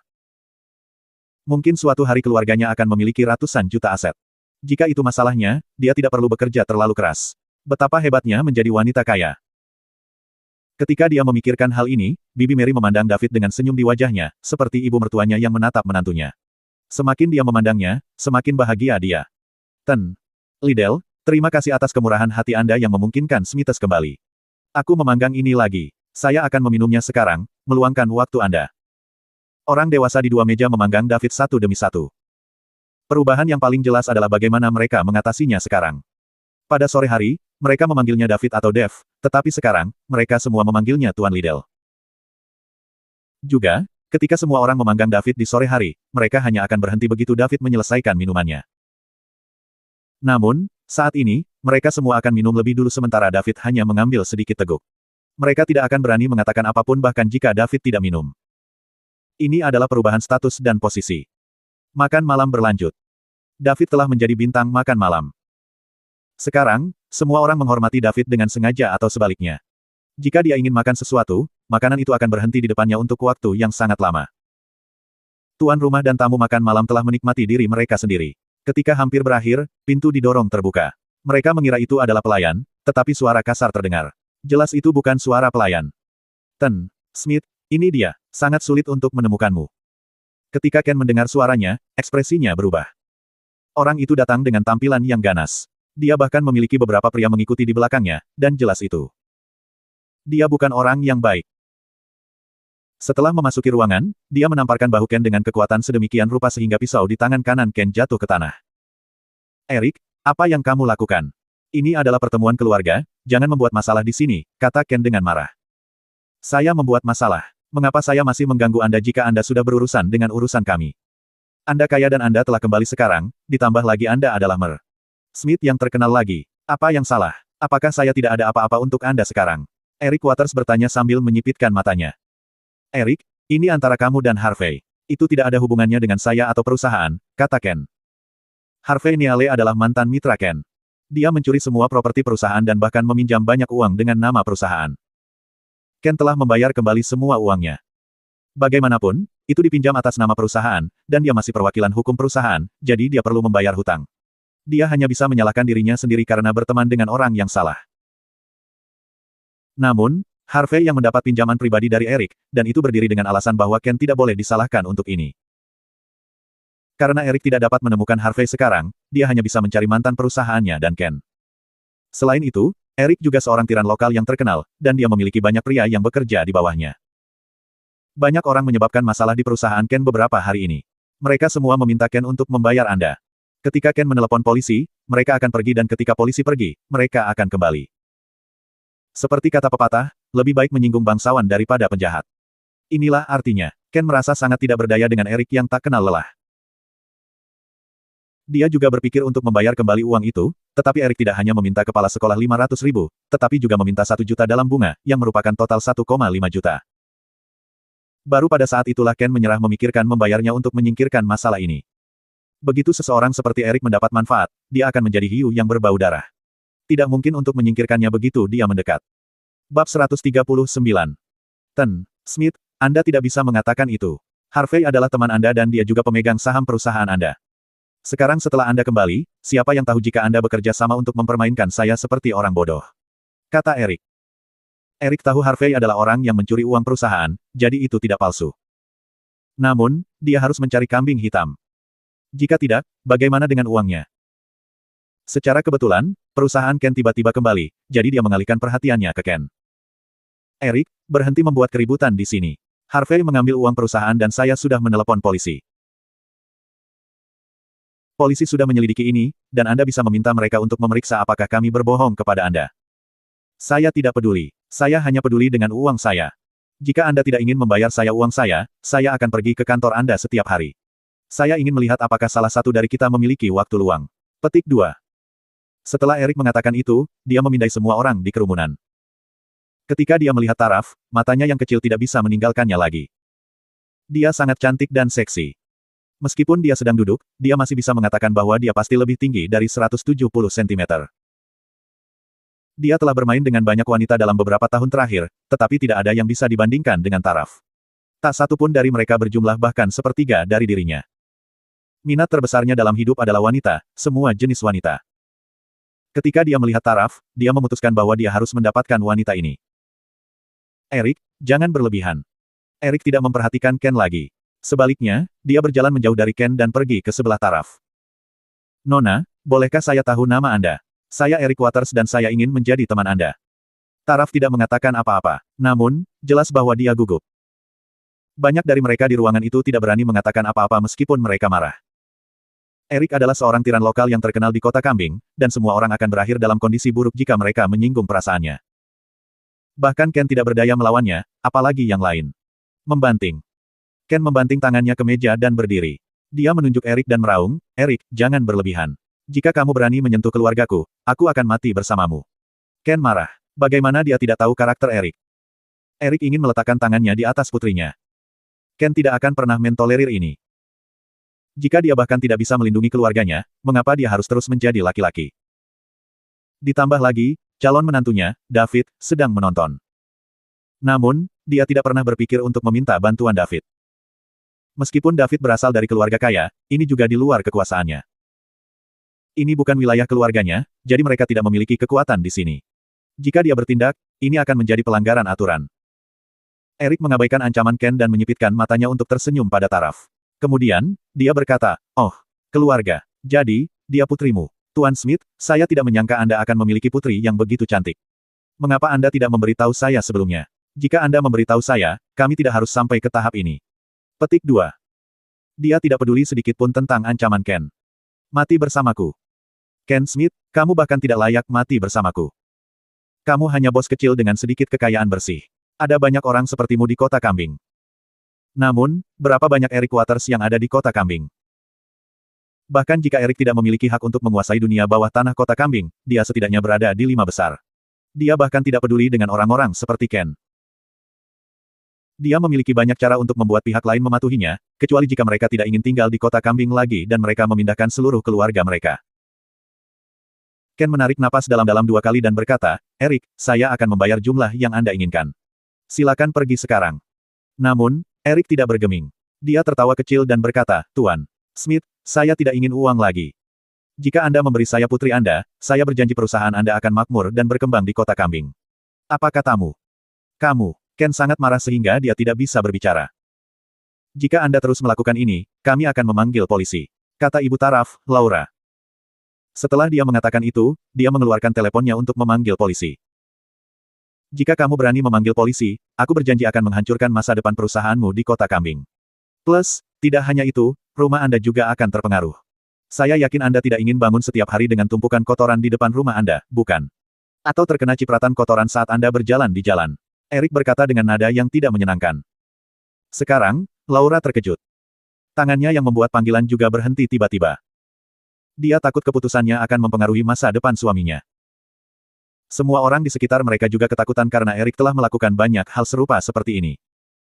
Erik itu pintar. Dia tidak akan secara langsung melakukan apapun untuk menyakitimu, tetapi dia menggunakan segala macam metode rendahan untuk mendapatkan pijakan di kota kambing. Itu benar, Erik tersenyum dan berkata. Erik, katakan padaku, berapa banyak yang Anda inginkan? Ken merosot di kursinya dan bertanya. Erik mengancamnya dengan keluarganya, dan inilah yang paling dia takuti. Keluarganya adalah kelemahannya, dan dari apa yang Erik katakan barusan, dia sangat serius karena ini pada dasarnya adalah pekerjaannya. Dia tidak bisa memanggil polisi juga karena mereka tidak menyakiti siapapun. Mereka akan ditahan paling lama untuk beberapa waktu. Erik memiliki banyak orang yang bekerja untuknya, jadi jika orang-orangnya datang ke Ken satu demi satu, itu akan menjadi tak tertahankan. Erik datang pada saat yang tepat. Jika tidak, bahkan jika Erik menodongkan pisau ke lehernya, dia tidak akan mengedipkan mata karena dia malah akan menyebut gertakan Erik. Namun, dia tidak punya pilihan sekarang. Dia hanya bisa mengakui kekalahan demi keluarganya. Dia hanya berharap Erik tidak meminta terlalu banyak. Smith, sudah kubilang aku tidak mau uang. Berikan putri Anda kepada saya dan saya akan menjadi menantu Anda. Bagaimana menurutmu? Saya berjanji Anda akan berkembang karena Anda bisa memberitahu saya jika Anda memiliki perusahaan saingan, dan saya dapat membantu Anda menghancurkannya. Tidak mungkin. Bahkan tidak memikirkannya. Tidak mungkin. Ken mulai mengaum. Oh, mustahil. Tuan Smith, saya harap Anda masih bisa mengucapkan kata-kata kasar seperti itu dalam waktu 3 hari. Kemudian, Erik mengulurkan tangannya untuk menyentuh pipi Taraf. Nona Smith, tunggu saja 2 hari untukku. Aku yakin ayahmu akan berubah pikiran. Ketika dia hendak menyentuh wajah Taraf, sebuah tangan kekar menahan pergelangan tangannya, menghentikannya untuk maju.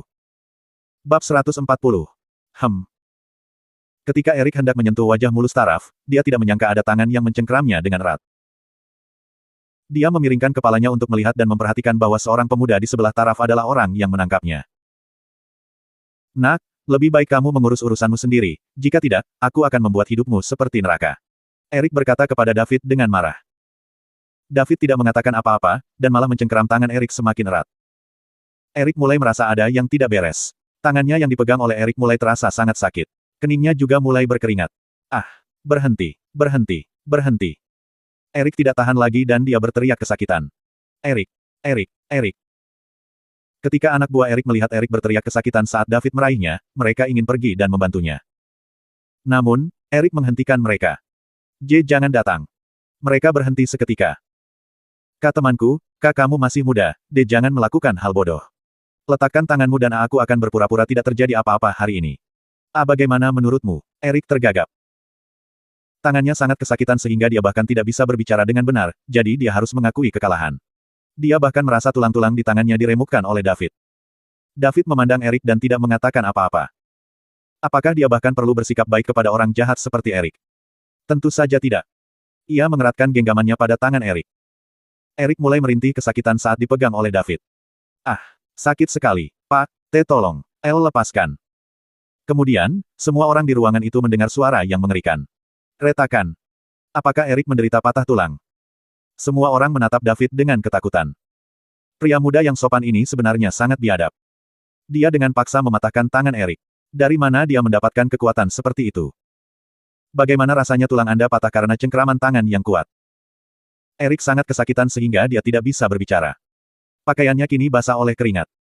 Anak buahnya juga menatap David dengan ketakutan. Dia sangat buas. Pemuda ini sangat biadab. Mereka juga ketakutan. Beberapa orang tidak untuk disentuh oleh cakarmu, kata David dengan tenang. Setelah dia mengatakan itu, David mendorong tangan Erik menjauh. Erik menggendong tangannya yang patah dan berjongkok di tanah, melolong lemah. Beberapa anak buahnya berlari untuk membantunya berdiri saat ini. Semua orang di ruangan itu menatap David dengan ketakutan, tetapi David sangat tenang. Seolah-olah dia baru saja melakukan sesuatu yang kecil. Beberapa menit kemudian, Erik berhasil mengatur napasnya. Meskipun tangannya masih kesakitan, itu jauh lebih baik dari sebelumnya. Dia menatap David dengan muram.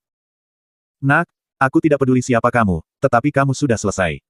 Mulai sekarang, seluruh keluargamu tidak akan memiliki hari yang damai di kota kambing. Bab 141.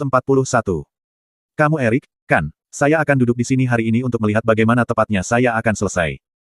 Adapun keluarga Tuan Smith, Anda hanya boleh berbicara besar jika Anda bisa melewati hari ini.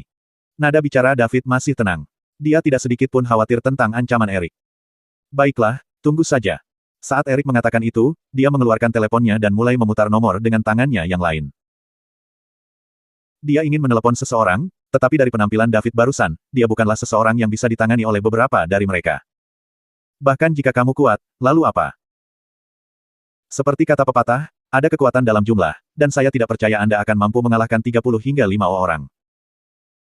Pada saat ini, David juga mengeluarkan ponselnya dan mengirim pesan ke obrolan grup SCC. Apakah ada orang dari kota kambing di Provinsi Sungai Selatan? Karena David adalah anggota inti SCC, perubahan statusnya juga akan tercermin dalam obrolan grup. Sebagai salah satu dari sedikit anggota inti di SCC, pesannya secara alami menarik perhatian banyak orang. Banyak anggota tingkat rendah dan menengah, dan bahkan anggota tingkat tinggi ingin mengandalkan kesempatan besar ini, tetapi tidak pernah mendapat kesempatan untuk melakukannya. Sekarang ada kesempatan seperti itu, wajar bagi mereka untuk menyerbunya. Tak lama kemudian, beberapa orang menjawab. Tuan, saya di kota Rue dan sangat dekat dengan kota kambing. Apa yang kamu butuhkan? Aku bisa pergi ke sana sekarang. Tuan, saya di kota Eon dan itu tetangga kota kambing. Aku bisa pergi ke sana sekarang juga. Ada banyak pesan seperti ini, setidaknya 7-8 di antaranya. Mereka semua mengatakan bahwa mereka berada di dekat kota kambing dan mengatakan bahwa mereka bisa segera sampai di sana. Ini sudah cukup untuk menunjukkan status anggota inti di SCC.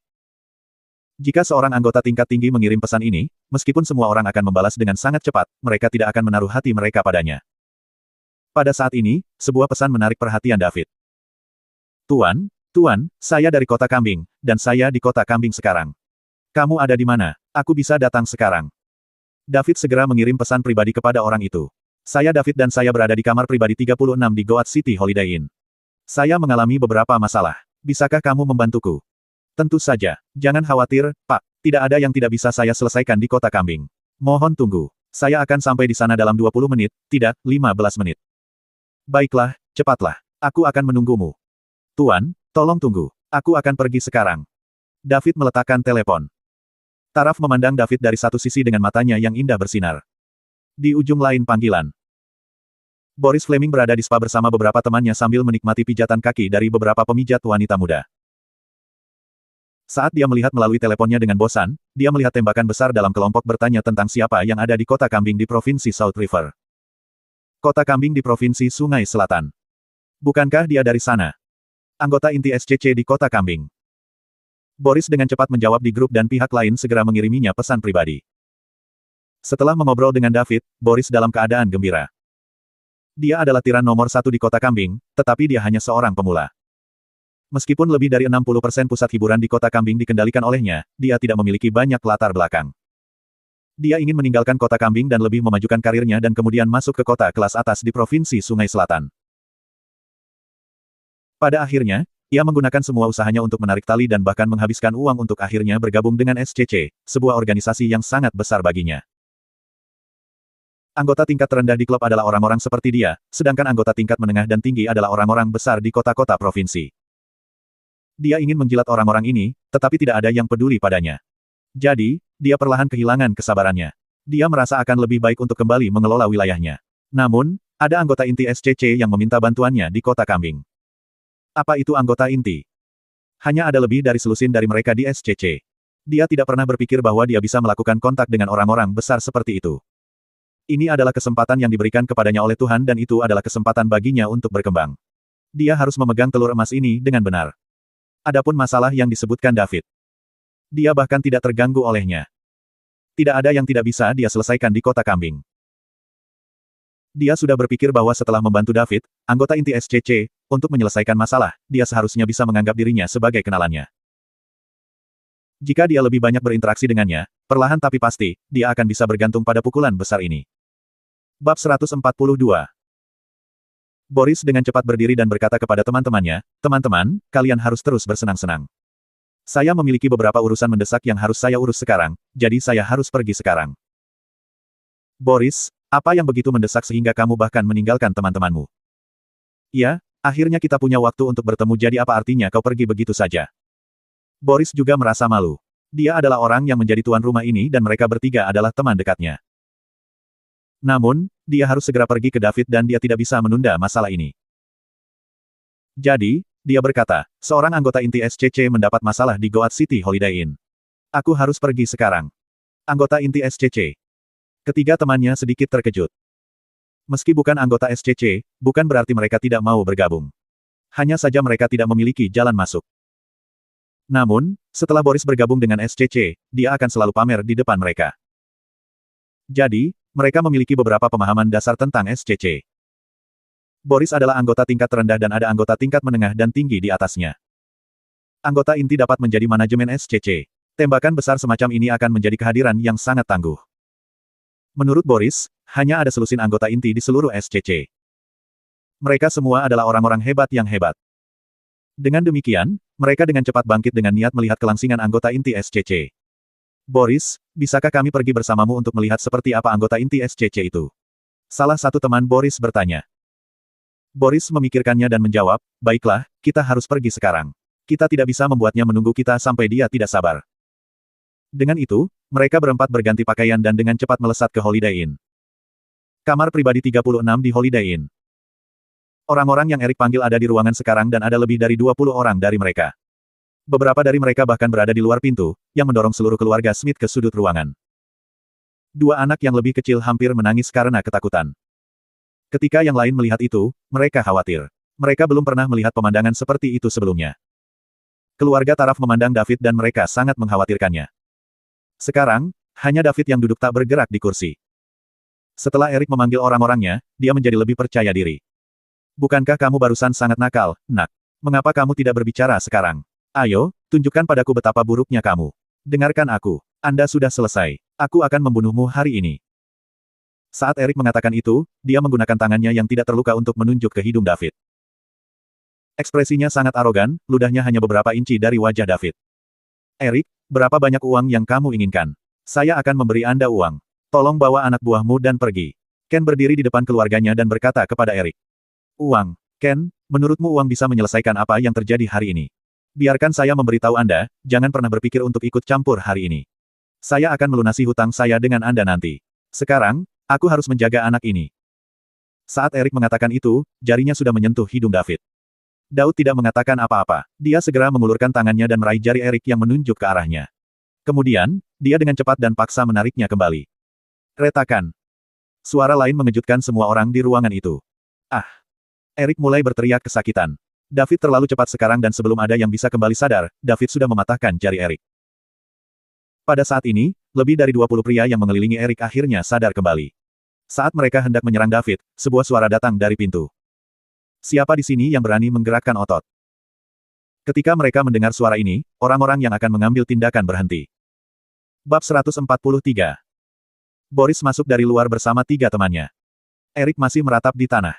Sekarang, kedua tangannya patah dan dia sangat kesakitan hingga dia menangis. Karena ratapannya terlalu keras, dia hampir tidak bisa mendengar suara Boris. Anak buah Erik di sekitarnya menundukkan kepala mereka secara sadar. Mereka tidak menyangka Boris muncul di sini tiba-tiba. Siapa Boris Fleming? Dia adalah tiran nomor 1 di kota kambing. Julukannya adalah Lord Fleming. Seseorang seperti Erik bahkan tidak pantas untuk mencium sepatu Boris, apalagi anak buahnya. Jika seseorang menyinggung Boris di kota kambing, orang-orang bahkan tidak akan tahu bagaimana mereka akhirnya mati. Anda pasti Tuan Liddell, Boris sedikit membungkuk dan bertanya kepada David. Saya, apakah Anda Boris Fleming? Tanya David. Karena semua orang akan menggunakan nama asli mereka dalam obrolan grup SCC, jadi dia melihat nama Boris ketika dia mengiriminya pesan pribadi. Dia mengangkat kepalanya untuk mengukur Boris. Boris berusia 40-an dan dia terlihat berkelas, jadi statusnya mungkin tidak terlalu rendah di kota kambing. Ya, saya Boris Fleming, jawab Boris cepat. Boris tidak berani meremehkan anggota inti SCC seperti David. Dia juga tidak berani memandang rendah David meski terlihat masih muda. Jika dia bisa masuk ke inti SCC, bukankah itu berarti latar belakangnya sangat kuat? Boris memimpikannya membuat kari dengan anak-anak ini dari keluarga super aristokrat. Lihatlah orang di tanah. Apakah kamu kenal dia? Dia bilang dia ingin membunuhku sekarang. David menunjuk Erik, yang masih meratap di tanah. Boris menatap orang di tanah. Bukankah itu Erik? Orang yang sampai ke tempat dia sekarang dengan menggunakan cara tercela. Saya mendengar bahwa dia memiliki banyak orang di bawahnya. Boris menghampiri dan menendang Erik. Kemudian, dia berkata, berhentilah berteriak. Bangunlah jika kamu belum mati. Jika tidak, Anda akan benar-benar mati. Petik 2. Boris terdengar sangat tenang, tetapi suaranya membuat anak buah Erik di tempat kejadian gemetar ketakutan. Bangunlah jika kamu belum mati. Jika tidak, Anda akan benar-benar mati. Mengapa ini terdengar begitu menakutkan datang dari mulut Boris? Erik menahan rasa sakit yang melemahkan dan mengangkat kepalanya untuk melihat Boris. Dia hampir pingsan karena shock saat dia menatap Boris. Tuan Fleming. Bangun, kata Boris. Ya, aku akan bangun sekarang. Erik menahan rasa sakitnya yang luar biasa dan bangkit dari lantai. Berlutut dan minta maaf kepada Tuan Liddell. Tuan Liddell. Erik memandang David dan bertanya dengan ragu. Kemudian, Boris menendang Erik di belakang lututnya, menyebabkan Erik langsung jatuh ke lantai dan berlutut di depan David. Minta maaf pada Tuan Liddell sekarang. Jika dia memaafkanmu, maka kami hanya akan berpura-pura tidak terjadi apa-apa. Jika dia tidak memaafkanmu, kamu tahu konsekuensinya, kata Boris kepada Erik yang berlutut di depan David. Ketika Erik mendengar apa yang dikatakan Boris, dia menyadari bahwa dia telah menyinggung seseorang yang tidak mampu dia lakukan. Jika tiran nomor 1 di kota kambing Tuan Fleming harus memanggilnya Tuan Liddell, lalu seberapa kuat latar belakang Tuan Liddell? Tuan Liddell, maafkan aku. Saya buta dan itulah mengapa saya menyinggung Anda. Tolong lepaskan aku. Erik berkata sambil bersujud pada David. Tukbuk. Dia tidak berani melakukannya dengan ringan sehingga dia bersujud sekeras yang dia bisa. Setiap kali kepalanya menyentuh lantai, itu membuat suara keras. Jika dia tidak bisa membuat David memaafkannya hari ini, dia tidak tahu apakah dia bisa keluar dari kota kambing hidup-hidup. Bab 144. Boris melihat Erik kowtowing dengan keras di depan David dan dia melirik orang-orang lain di ruangan itu. Pandangan sekilas ini benar-benar membuat pria 20 orang Erik benar-benar. Mereka buru-buru berlutut satu demi satu dan mulai berkilau kepada David. Gedebuk-gedebuk, gedebuk-gedebuk. Suara ini berulang kali terdengar di ruang pribadi. Keluarga Smith memiliki rahang mereka di lantai ketika mereka melihat perubahan mendadak ini. Erik yang begitu agresif sedetik yang lalu sekarang berlutut di tanah, memohon kepada David untuk memaafkannya seperti anjing. Smith, menurutmu apa yang harus kita lakukan pada Erik? David menoleh untuk menatap Ken dan bertanya. Liddell, kamu bisa memutuskan, jawab Ken sedikit tidak wajar. Dia ingin berbicara dengan David dengan namanya, tetapi karena Boris memanggilnya Tuan Liddell, Ken tidak berani menyapa David. Erik tidak bisa dibandingkan dengan Boris. Siapapun yang menyinggung Boris di kota kambing pada dasarnya akan meminta hidup mereka berakhir. Mereka bahkan tidak akan mendapatkan kesempatan untuk berjuang. Jika dia berbicara dengan David dengan namanya, bukankah dia akan berada di atas Boris? Bagaimana jika Boris datang dan menyelesaikan akun dengannya setelah David pergi? Namun, tampaknya tidak pantas baginya untuk memanggil David Liddell. David adalah pacar putrinya. Ayah mertua mana yang akan membahas menantu mereka sebagai Tuan Liddell? Smith, Anda tidak perlu begitu asing dengan saya. Taraf dan saya adalah teman baik sehingga Anda bisa memanggil saya David. 3 teman Boris sedang menonton David dari belakang. Mereka ingin datang dan melihat langsing seorang master super muda, tetapi sekarang, mereka tidak terlalu terkesan. David tidak jauh berbeda dari mereka. Apakah itu karena mereka jarang bertemu orang-orang seperti ini dan orang-orang ini telah kembali ke diri mereka yang sebenarnya? David berdiri dengan santai dan menginjak tangan Erik yang sudah retak. Kekuatan pikiran maksimumnya segera dirilis. Pada saat itu, semua orang di ruangan itu bisa terasa angin sepoi-sepoi dan tidak bisa tidak menggigil. Erik tidak bisa berteriak lagi setelah penyiksaan ganda dari tubuh dan pikiran. Sebaliknya, dia langsung pingsan. Boris dan ketiga temannya membeku. Mereka saling memandang dan mereka bisa melihat kengerian di mata satu sama lain. Pada saat ini, David menunjukkan aura menjadi master yang super muda. Orang-orang yang belum pernah berada di posisi terdepan sebelumnya tidak akan pernah bisa memberikan tekanan seperti itu. Rasanya seolah-olah mereka dihancurkan oleh gunung. David menarik kembali kekuatan pikirannya dalam sekejap. Tujuan utamanya hanyalah mengintimidasi mereka. Dia khawatir statusnya sebagai anggota inti SCC tidak akan bisa mengintimidasi Boris, jadi itu. Mengapa dia melakukan itu? Bagaimanapun, Taraf dan keluarganya masih akan tinggal di kota kambing.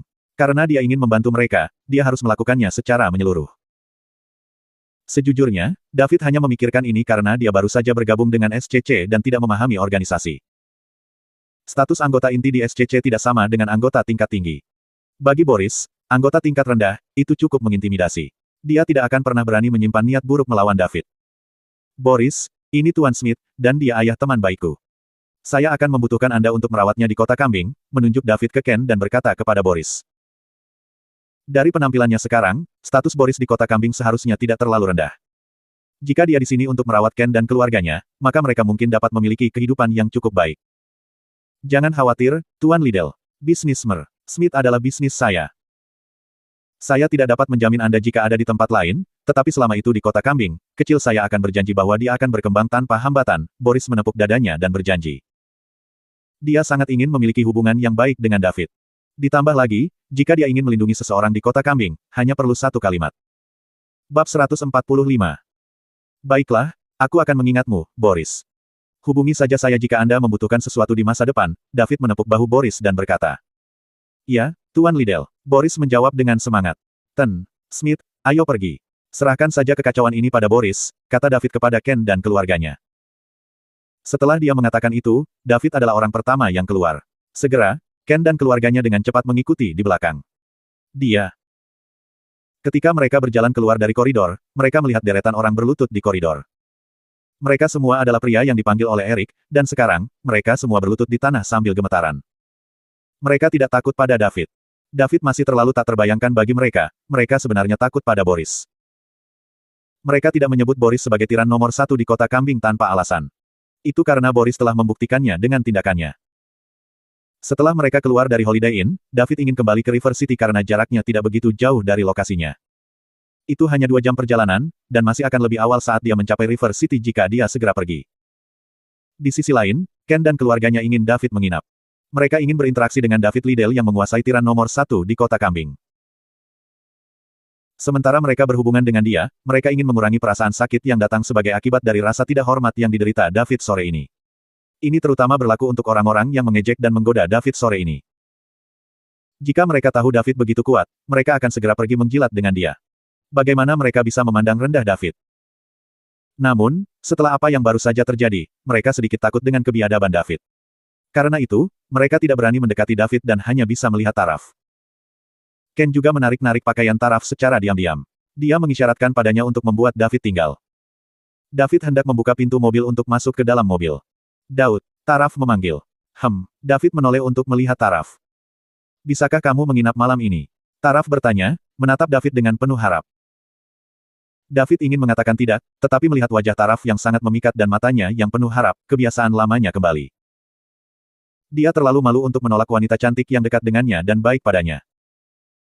Tentu saja, ini tidak berarti bahwa David adalah seorang playboy atau cinta yang berubah-ubah. Sebaliknya, sejak dia putus dengan Sarah sampai sekarang, ada begitu banyak keindahan luar biasa di sekitarnya, tetapi selama ini tidak pernah terjadi apa-apa. Terakhir kali bersama Amelia, jika bukan karena insiden Bibi Sally, sesuatu mungkin telah terjadi. Namun, itu juga karena Amelia telah melukai egonya sebagai seorang pria. Dia terpicu bahkan ketika dia tahu bahwa Amelia sengaja membujuknya. David selalu merasa bahwa dia harus tidak berperasaan kepada musuh-musuhnya. Namun, dia bisa berhati lembut kepada teman-temannya. Yah, oke, tapi aku harus pergi besok pagi. Saya masih harus mengurus sesuatu setelah saya kembali. David ragu-ragu dan berkata. Oke, taraf berlari dan memegang lengan David dengan gembira. Ken dan keluarganya senang David bisa tinggal. Ketika anak-anak melihat mobil David, mereka ingin mencobanya.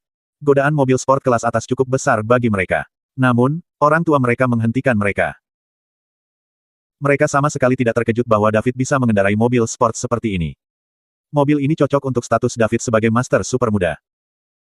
Namun, mereka menyesali fakta bahwa mereka tidak menyadarinya lebih awal.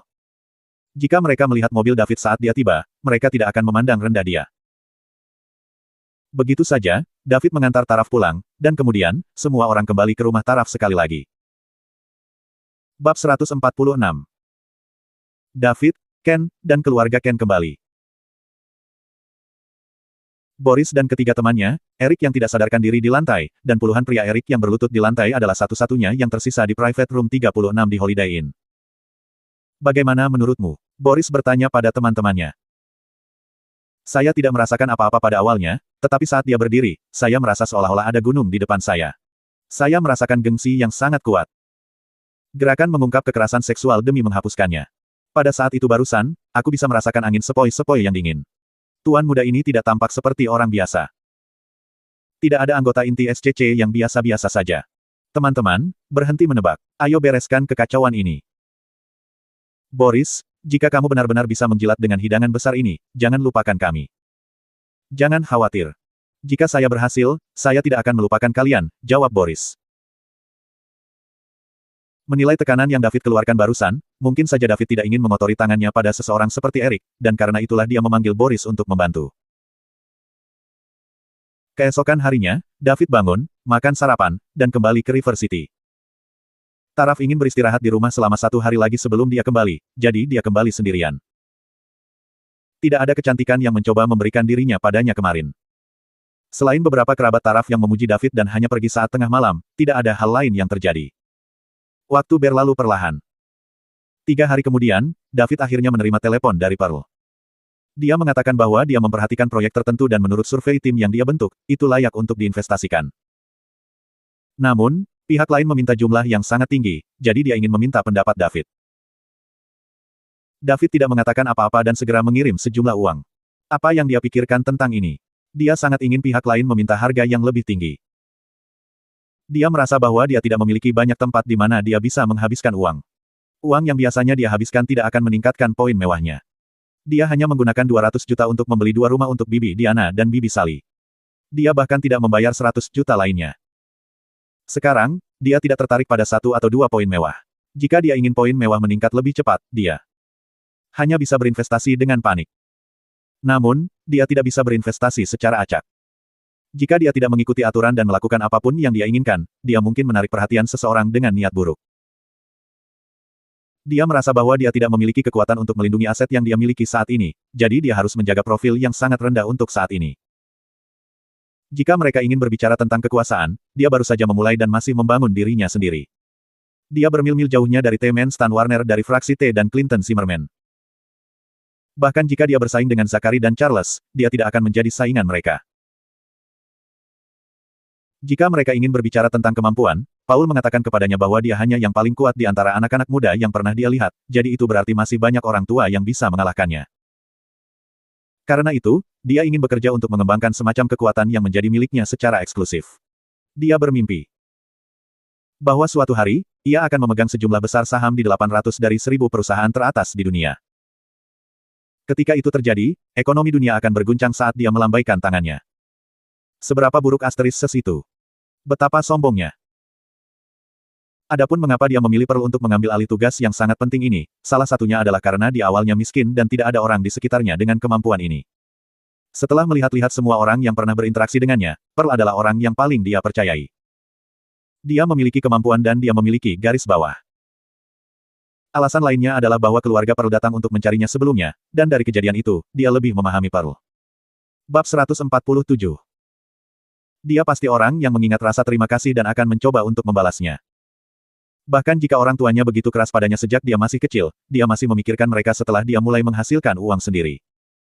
Terlepas dari biaya hidup umumnya, dia hampir tidak menabung sepeser pun setelahnya.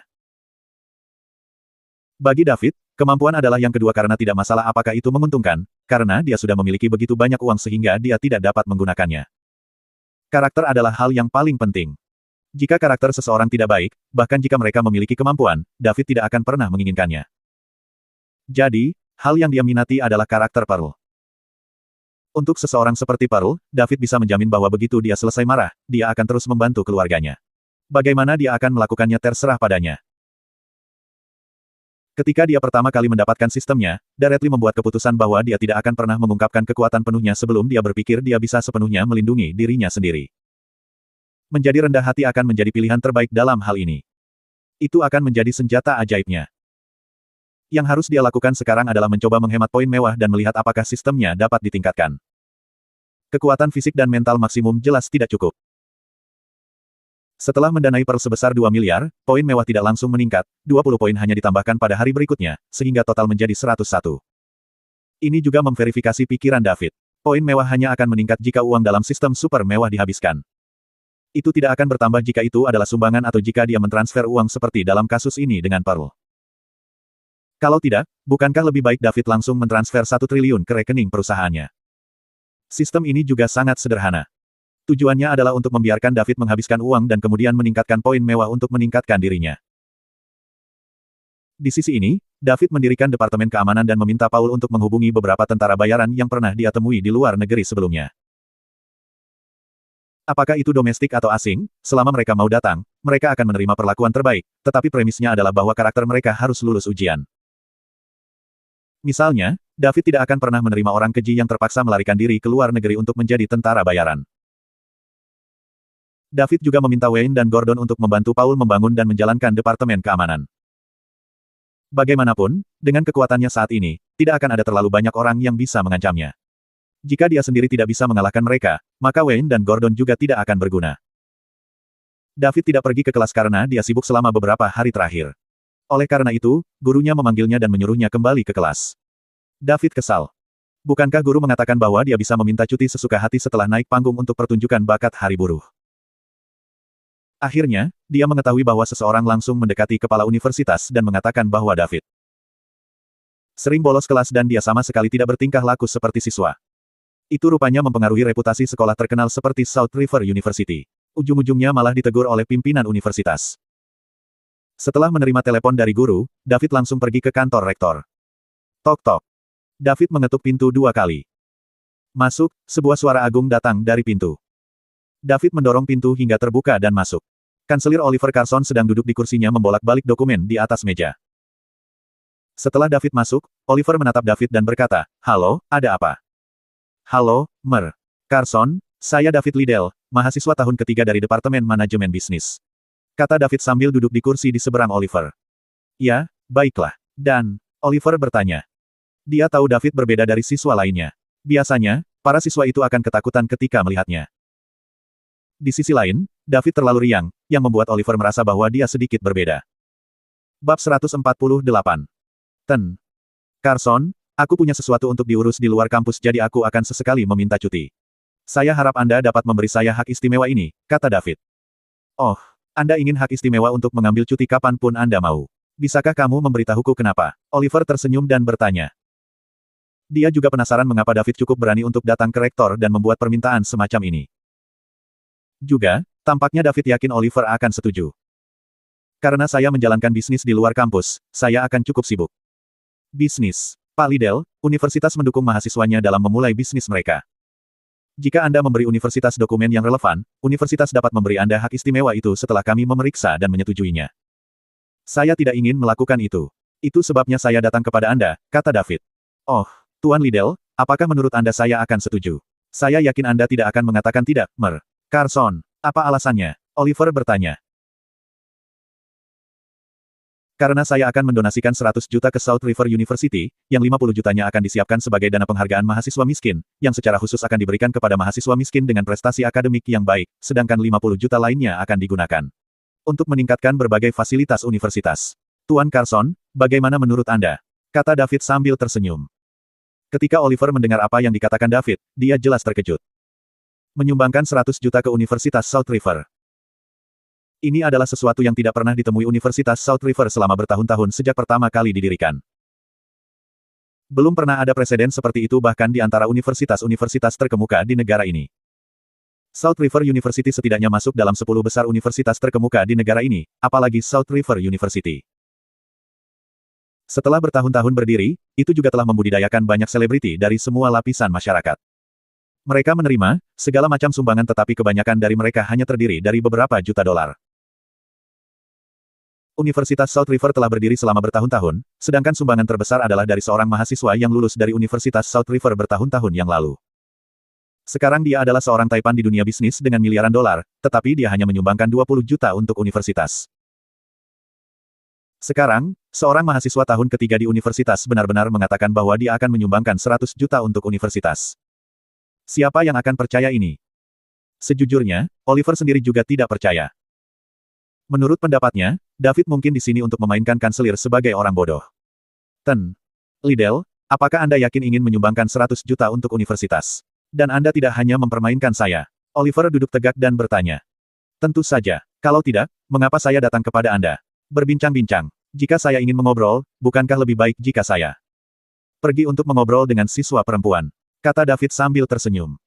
Oliver memandang David dengan cermat. David tidak menunjukkan pengekangan yang biasanya ditunjukkan siswa lain ketika mereka melihatnya. Sebaliknya, dia menunjukkan sikap sinis, membuktikan bahwa dia jelas tidak takut pada Oliver. Apakah dia anak dari keluarga bangsawan? Mungkin. Bisakah siswa kelas 3 menghasilkan 100 juta dengan memulai bisnis? Oliver tidak akan pernah percaya. Jika David akan menyumbangkan 100 juta, berapa banyak uang yang dia miliki? 1 miliar. Atau 10 miliar. Jika David tidak di sini untuk menganggapnya bodoh, maka David harus menjadi anak dari salah satu keluarga bangsawan. Plus, jika universitas dapat menerima tambahan dana 100 juta, mereka akan dapat melakukan banyak hal. Mereka bahkan mungkin bisa menyewa beberapa lampu terkemuka dari provinsi. Ini akan baik untuk mengupgrade universitas. Impian Oliver adalah mendorong South River University menjadi salah satu dari 3 universitas bergengsi teratas di negara ini. Baiklah, Tuan Liddell, jika Anda benar-benar menyumbangkan 100 juta untuk universitas, maka saya akan memberi Anda hak istimewa ini. Pada saat yang sama, saya akan berterima kasih atas kontribusi Anda ke Universitas South River. Namun, jika Anda di sini hanya untuk mempermainkan saya, jangan salahkan saya karena melakukan hal-hal sesuai aturan. Petik 2. Bab 149. Oke, Mer. Carson, itu kesepakatan, tapi saya harap saya bisa menyumbang secara anonim dan saya tidak melongo seperti monyet dimanapun saya berjalan-jalan di kampus. Tidak masalah. Begitu saja, David dibawa oleh Oliver ke bagian keuangan universitas. Oliver bahkan memanggil kepala Universitas South River. Setelah donasi selesai dan 100 juta diterima, para kepala Universitas South River masih merasa seperti dalam mimpi. Di masa lalu, ketika seseorang menyumbangkan beberapa juta dolar, mereka akan menyelenggarakan konferensi dengan banyak kemeriahan untuk mempublikasikannya, tetapi sekarang menyumbangkan 100 juta dolar diselesaikan dengan begitu mudah. Nama David juga masuk dalam daftar pimpinan universitas. Dia pasti seseorang dengan uang, jadi mereka akan mencoba yang terbaik untuk tidak menyinggung perasaannya. Ten. Liddell, terima kasih atas kontribusi Anda untuk pembangunan Universitas South River. Atas nama seluruh guru dan siswa sekolah, saya mengucapkan terima kasih yang sebesar-besarnya, ujar Oliver sambil menggenggam tangan David dengan erat. Sumbangan 100 juta dolar jelas merupakan yang pertama dalam sejarah. Sekarang, David masih mahasiswa dan dia tidak ingin menjadi terkenal dan ditonton. Ketika dia lulus, dia bisa mempublikasikan masalah ini, dan kemudian reputasi universitas akan ditingkatkan sesuai dengan situasinya. Seorang siswa tahun ketiga, yang memulai bisnis di luar untuk menghasilkan uang, menyumbangkan 100 juta langsung ke sekolah. Seberapa kuat rasa memilikinya sehingga dia akan melakukan ini. Terlebih lagi, dia bisa menghasilkan banyak uang dengan memulai bisnis di tahun ketiga, yang menunjukkan bahwa pendidikan universitas sangat bagus. Hati Oliver berbunga-bunga dengan sukacita. Ini tidak hanya akan menguntungkan universitas tetapi juga meningkatkan popularitasnya dan menarik lebih banyak siswa, membunuh 2 burung dengan 1 batu. Ten. Carson, kamu terlalu baik. South River University juga merupakan alma mater saya dan merupakan tempat yang mendidik saya untuk menjadi orang yang berbakat. Saya percaya bahwa setiap mahasiswa masa depan juga ingin melakukan sesuatu untuk berkontribusi pada South River University, jawab David dengan sopan. Kemudian, kepala sekolah menjabat tangan David dan mengucapkan terima kasih. David pun menanggapinya dengan sopan satu persatu. Karena David tidak ingin mempublikasikan hal ini, maka pihak sekolah tidak mengadakan upacara donasi. Setelah donasi, David meninggalkan sekolah dan terus mengambil cuti. Pergi ke kelas tidak terlalu penting baginya sekarang. Selain itu, dia memiliki kekuatan pikiran yang maksimal dan dia bisa mempelajari semuanya dengan sangat cepat. Oleh karena itu, dia merasa bahwa dia tidak akan gagal di kelasnya, dan hanya akan pergi ke kelas yang lebih penting. Bahkan jika dia gagal, dia percaya bahwa universitas akan membiarkannya lulus. Itu adalah akhir pekan lagi. Setelah setengah bulan memulihkan diri, tubuh Sally hampir sembuh. Mereka berencana untuk kembali ke kota Su bersama akhir pekan ini untuk memindahkan beberapa barang yang dibutuhkan. David juga akan menjemput keluarga Bibi Diana di mana dia akan melihat bagaimana meyakinkan mereka untuk pindah ke River City. Ketika dia di sana, dia akan pergi dan meminta kompensasi orang tuanya kembali. David merasa bahwa dia hanya bisa melakukan hal-hal sendiri tanpa khawatir setelah dia menenangkan keluarganya. Lily kembali ke universitas setengah bulan yang lalu. Oleh karena itu, keluarga Sally yang terdiri dari 3 orang, David, dan 2 pengemudi, Wayne dan Gordon, bergegas ke kota Su pada Jumat malam. David membeli G-Wagon lain sehingga Wayne dan Gordon masing-masing dapat mengendarainya. Mantan tentara bayaran ini akan baik-baik saja jika mereka tidak tidur selama 3 atau 2 hari, apalagi mengemudi selama beberapa jam. Mereka berangkat pukul 6 sore, dan sudah tengah malam saat mereka tiba di kota Su. Setelah David mengirim rumah keluarga Bibi Sally, dia, Wayne, dan Gordon menemukan sebuah hotel di county. Sally ingin David tinggal di rumah mereka. Lagi pula, dia sudah tinggal di sini selama 2 tahun. Namun, sekarang David merasa bahwa dia dan Jessie sama-sama sudah dewasa, dan keduanya harus memiliki privasi masing-masing. Lebih nyaman hidup sendiri, dan sedikit canggung tidur dengan Jessie. Sepertinya tidak pantas juga tinggal di kamar Lily, jadi dia hanya bisa menginap di hotel. Dengan itu, dia bersikeras untuk pergi bersama Wayne dan Gordon.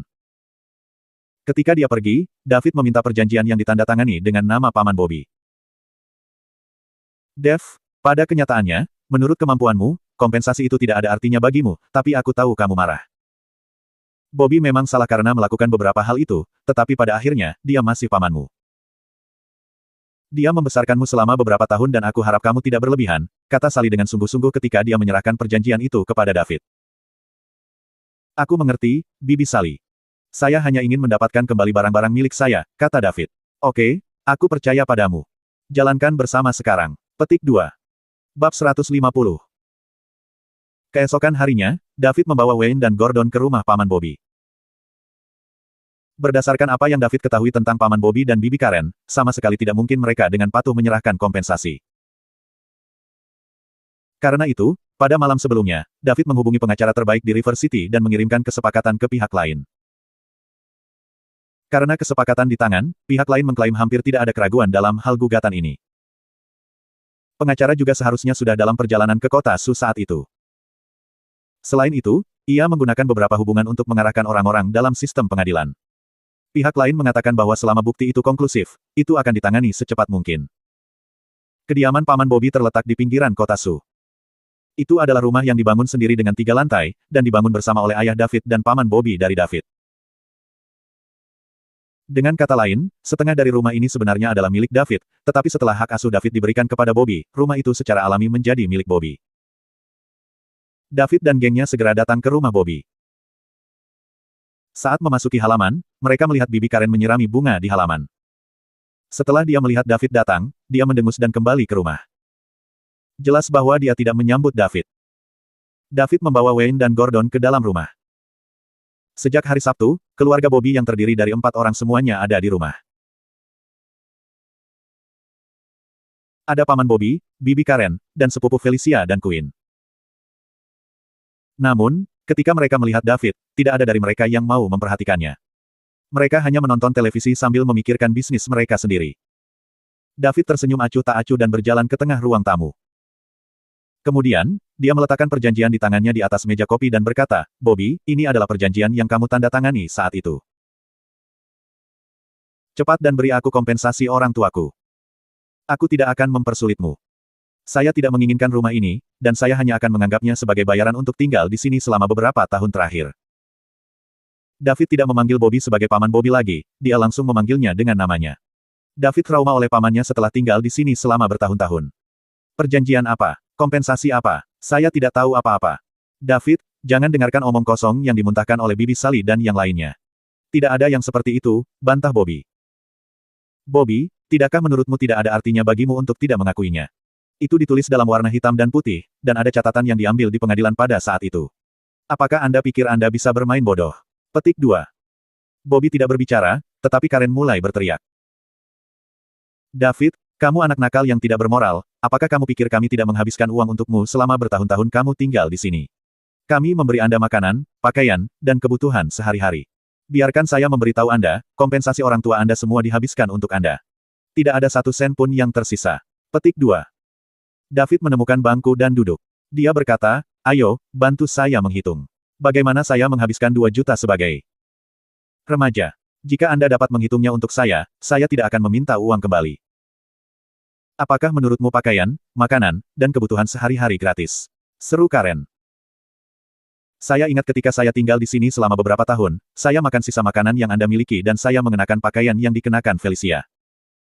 Anda meminta saya untuk pergi ke sekolah sebagai laki-laki dengan pakaian perempuan, namun Anda berani mengatakan dengan lantang bahwa Anda menghabiskan uang untuk saya. Adapun kebutuhan sehari-hari, apakah Anda pernah memberi saya uang sepeser pun selama saya belajar? Itu semua didanai oleh Bibi Sally dan Bibi Diana, oke.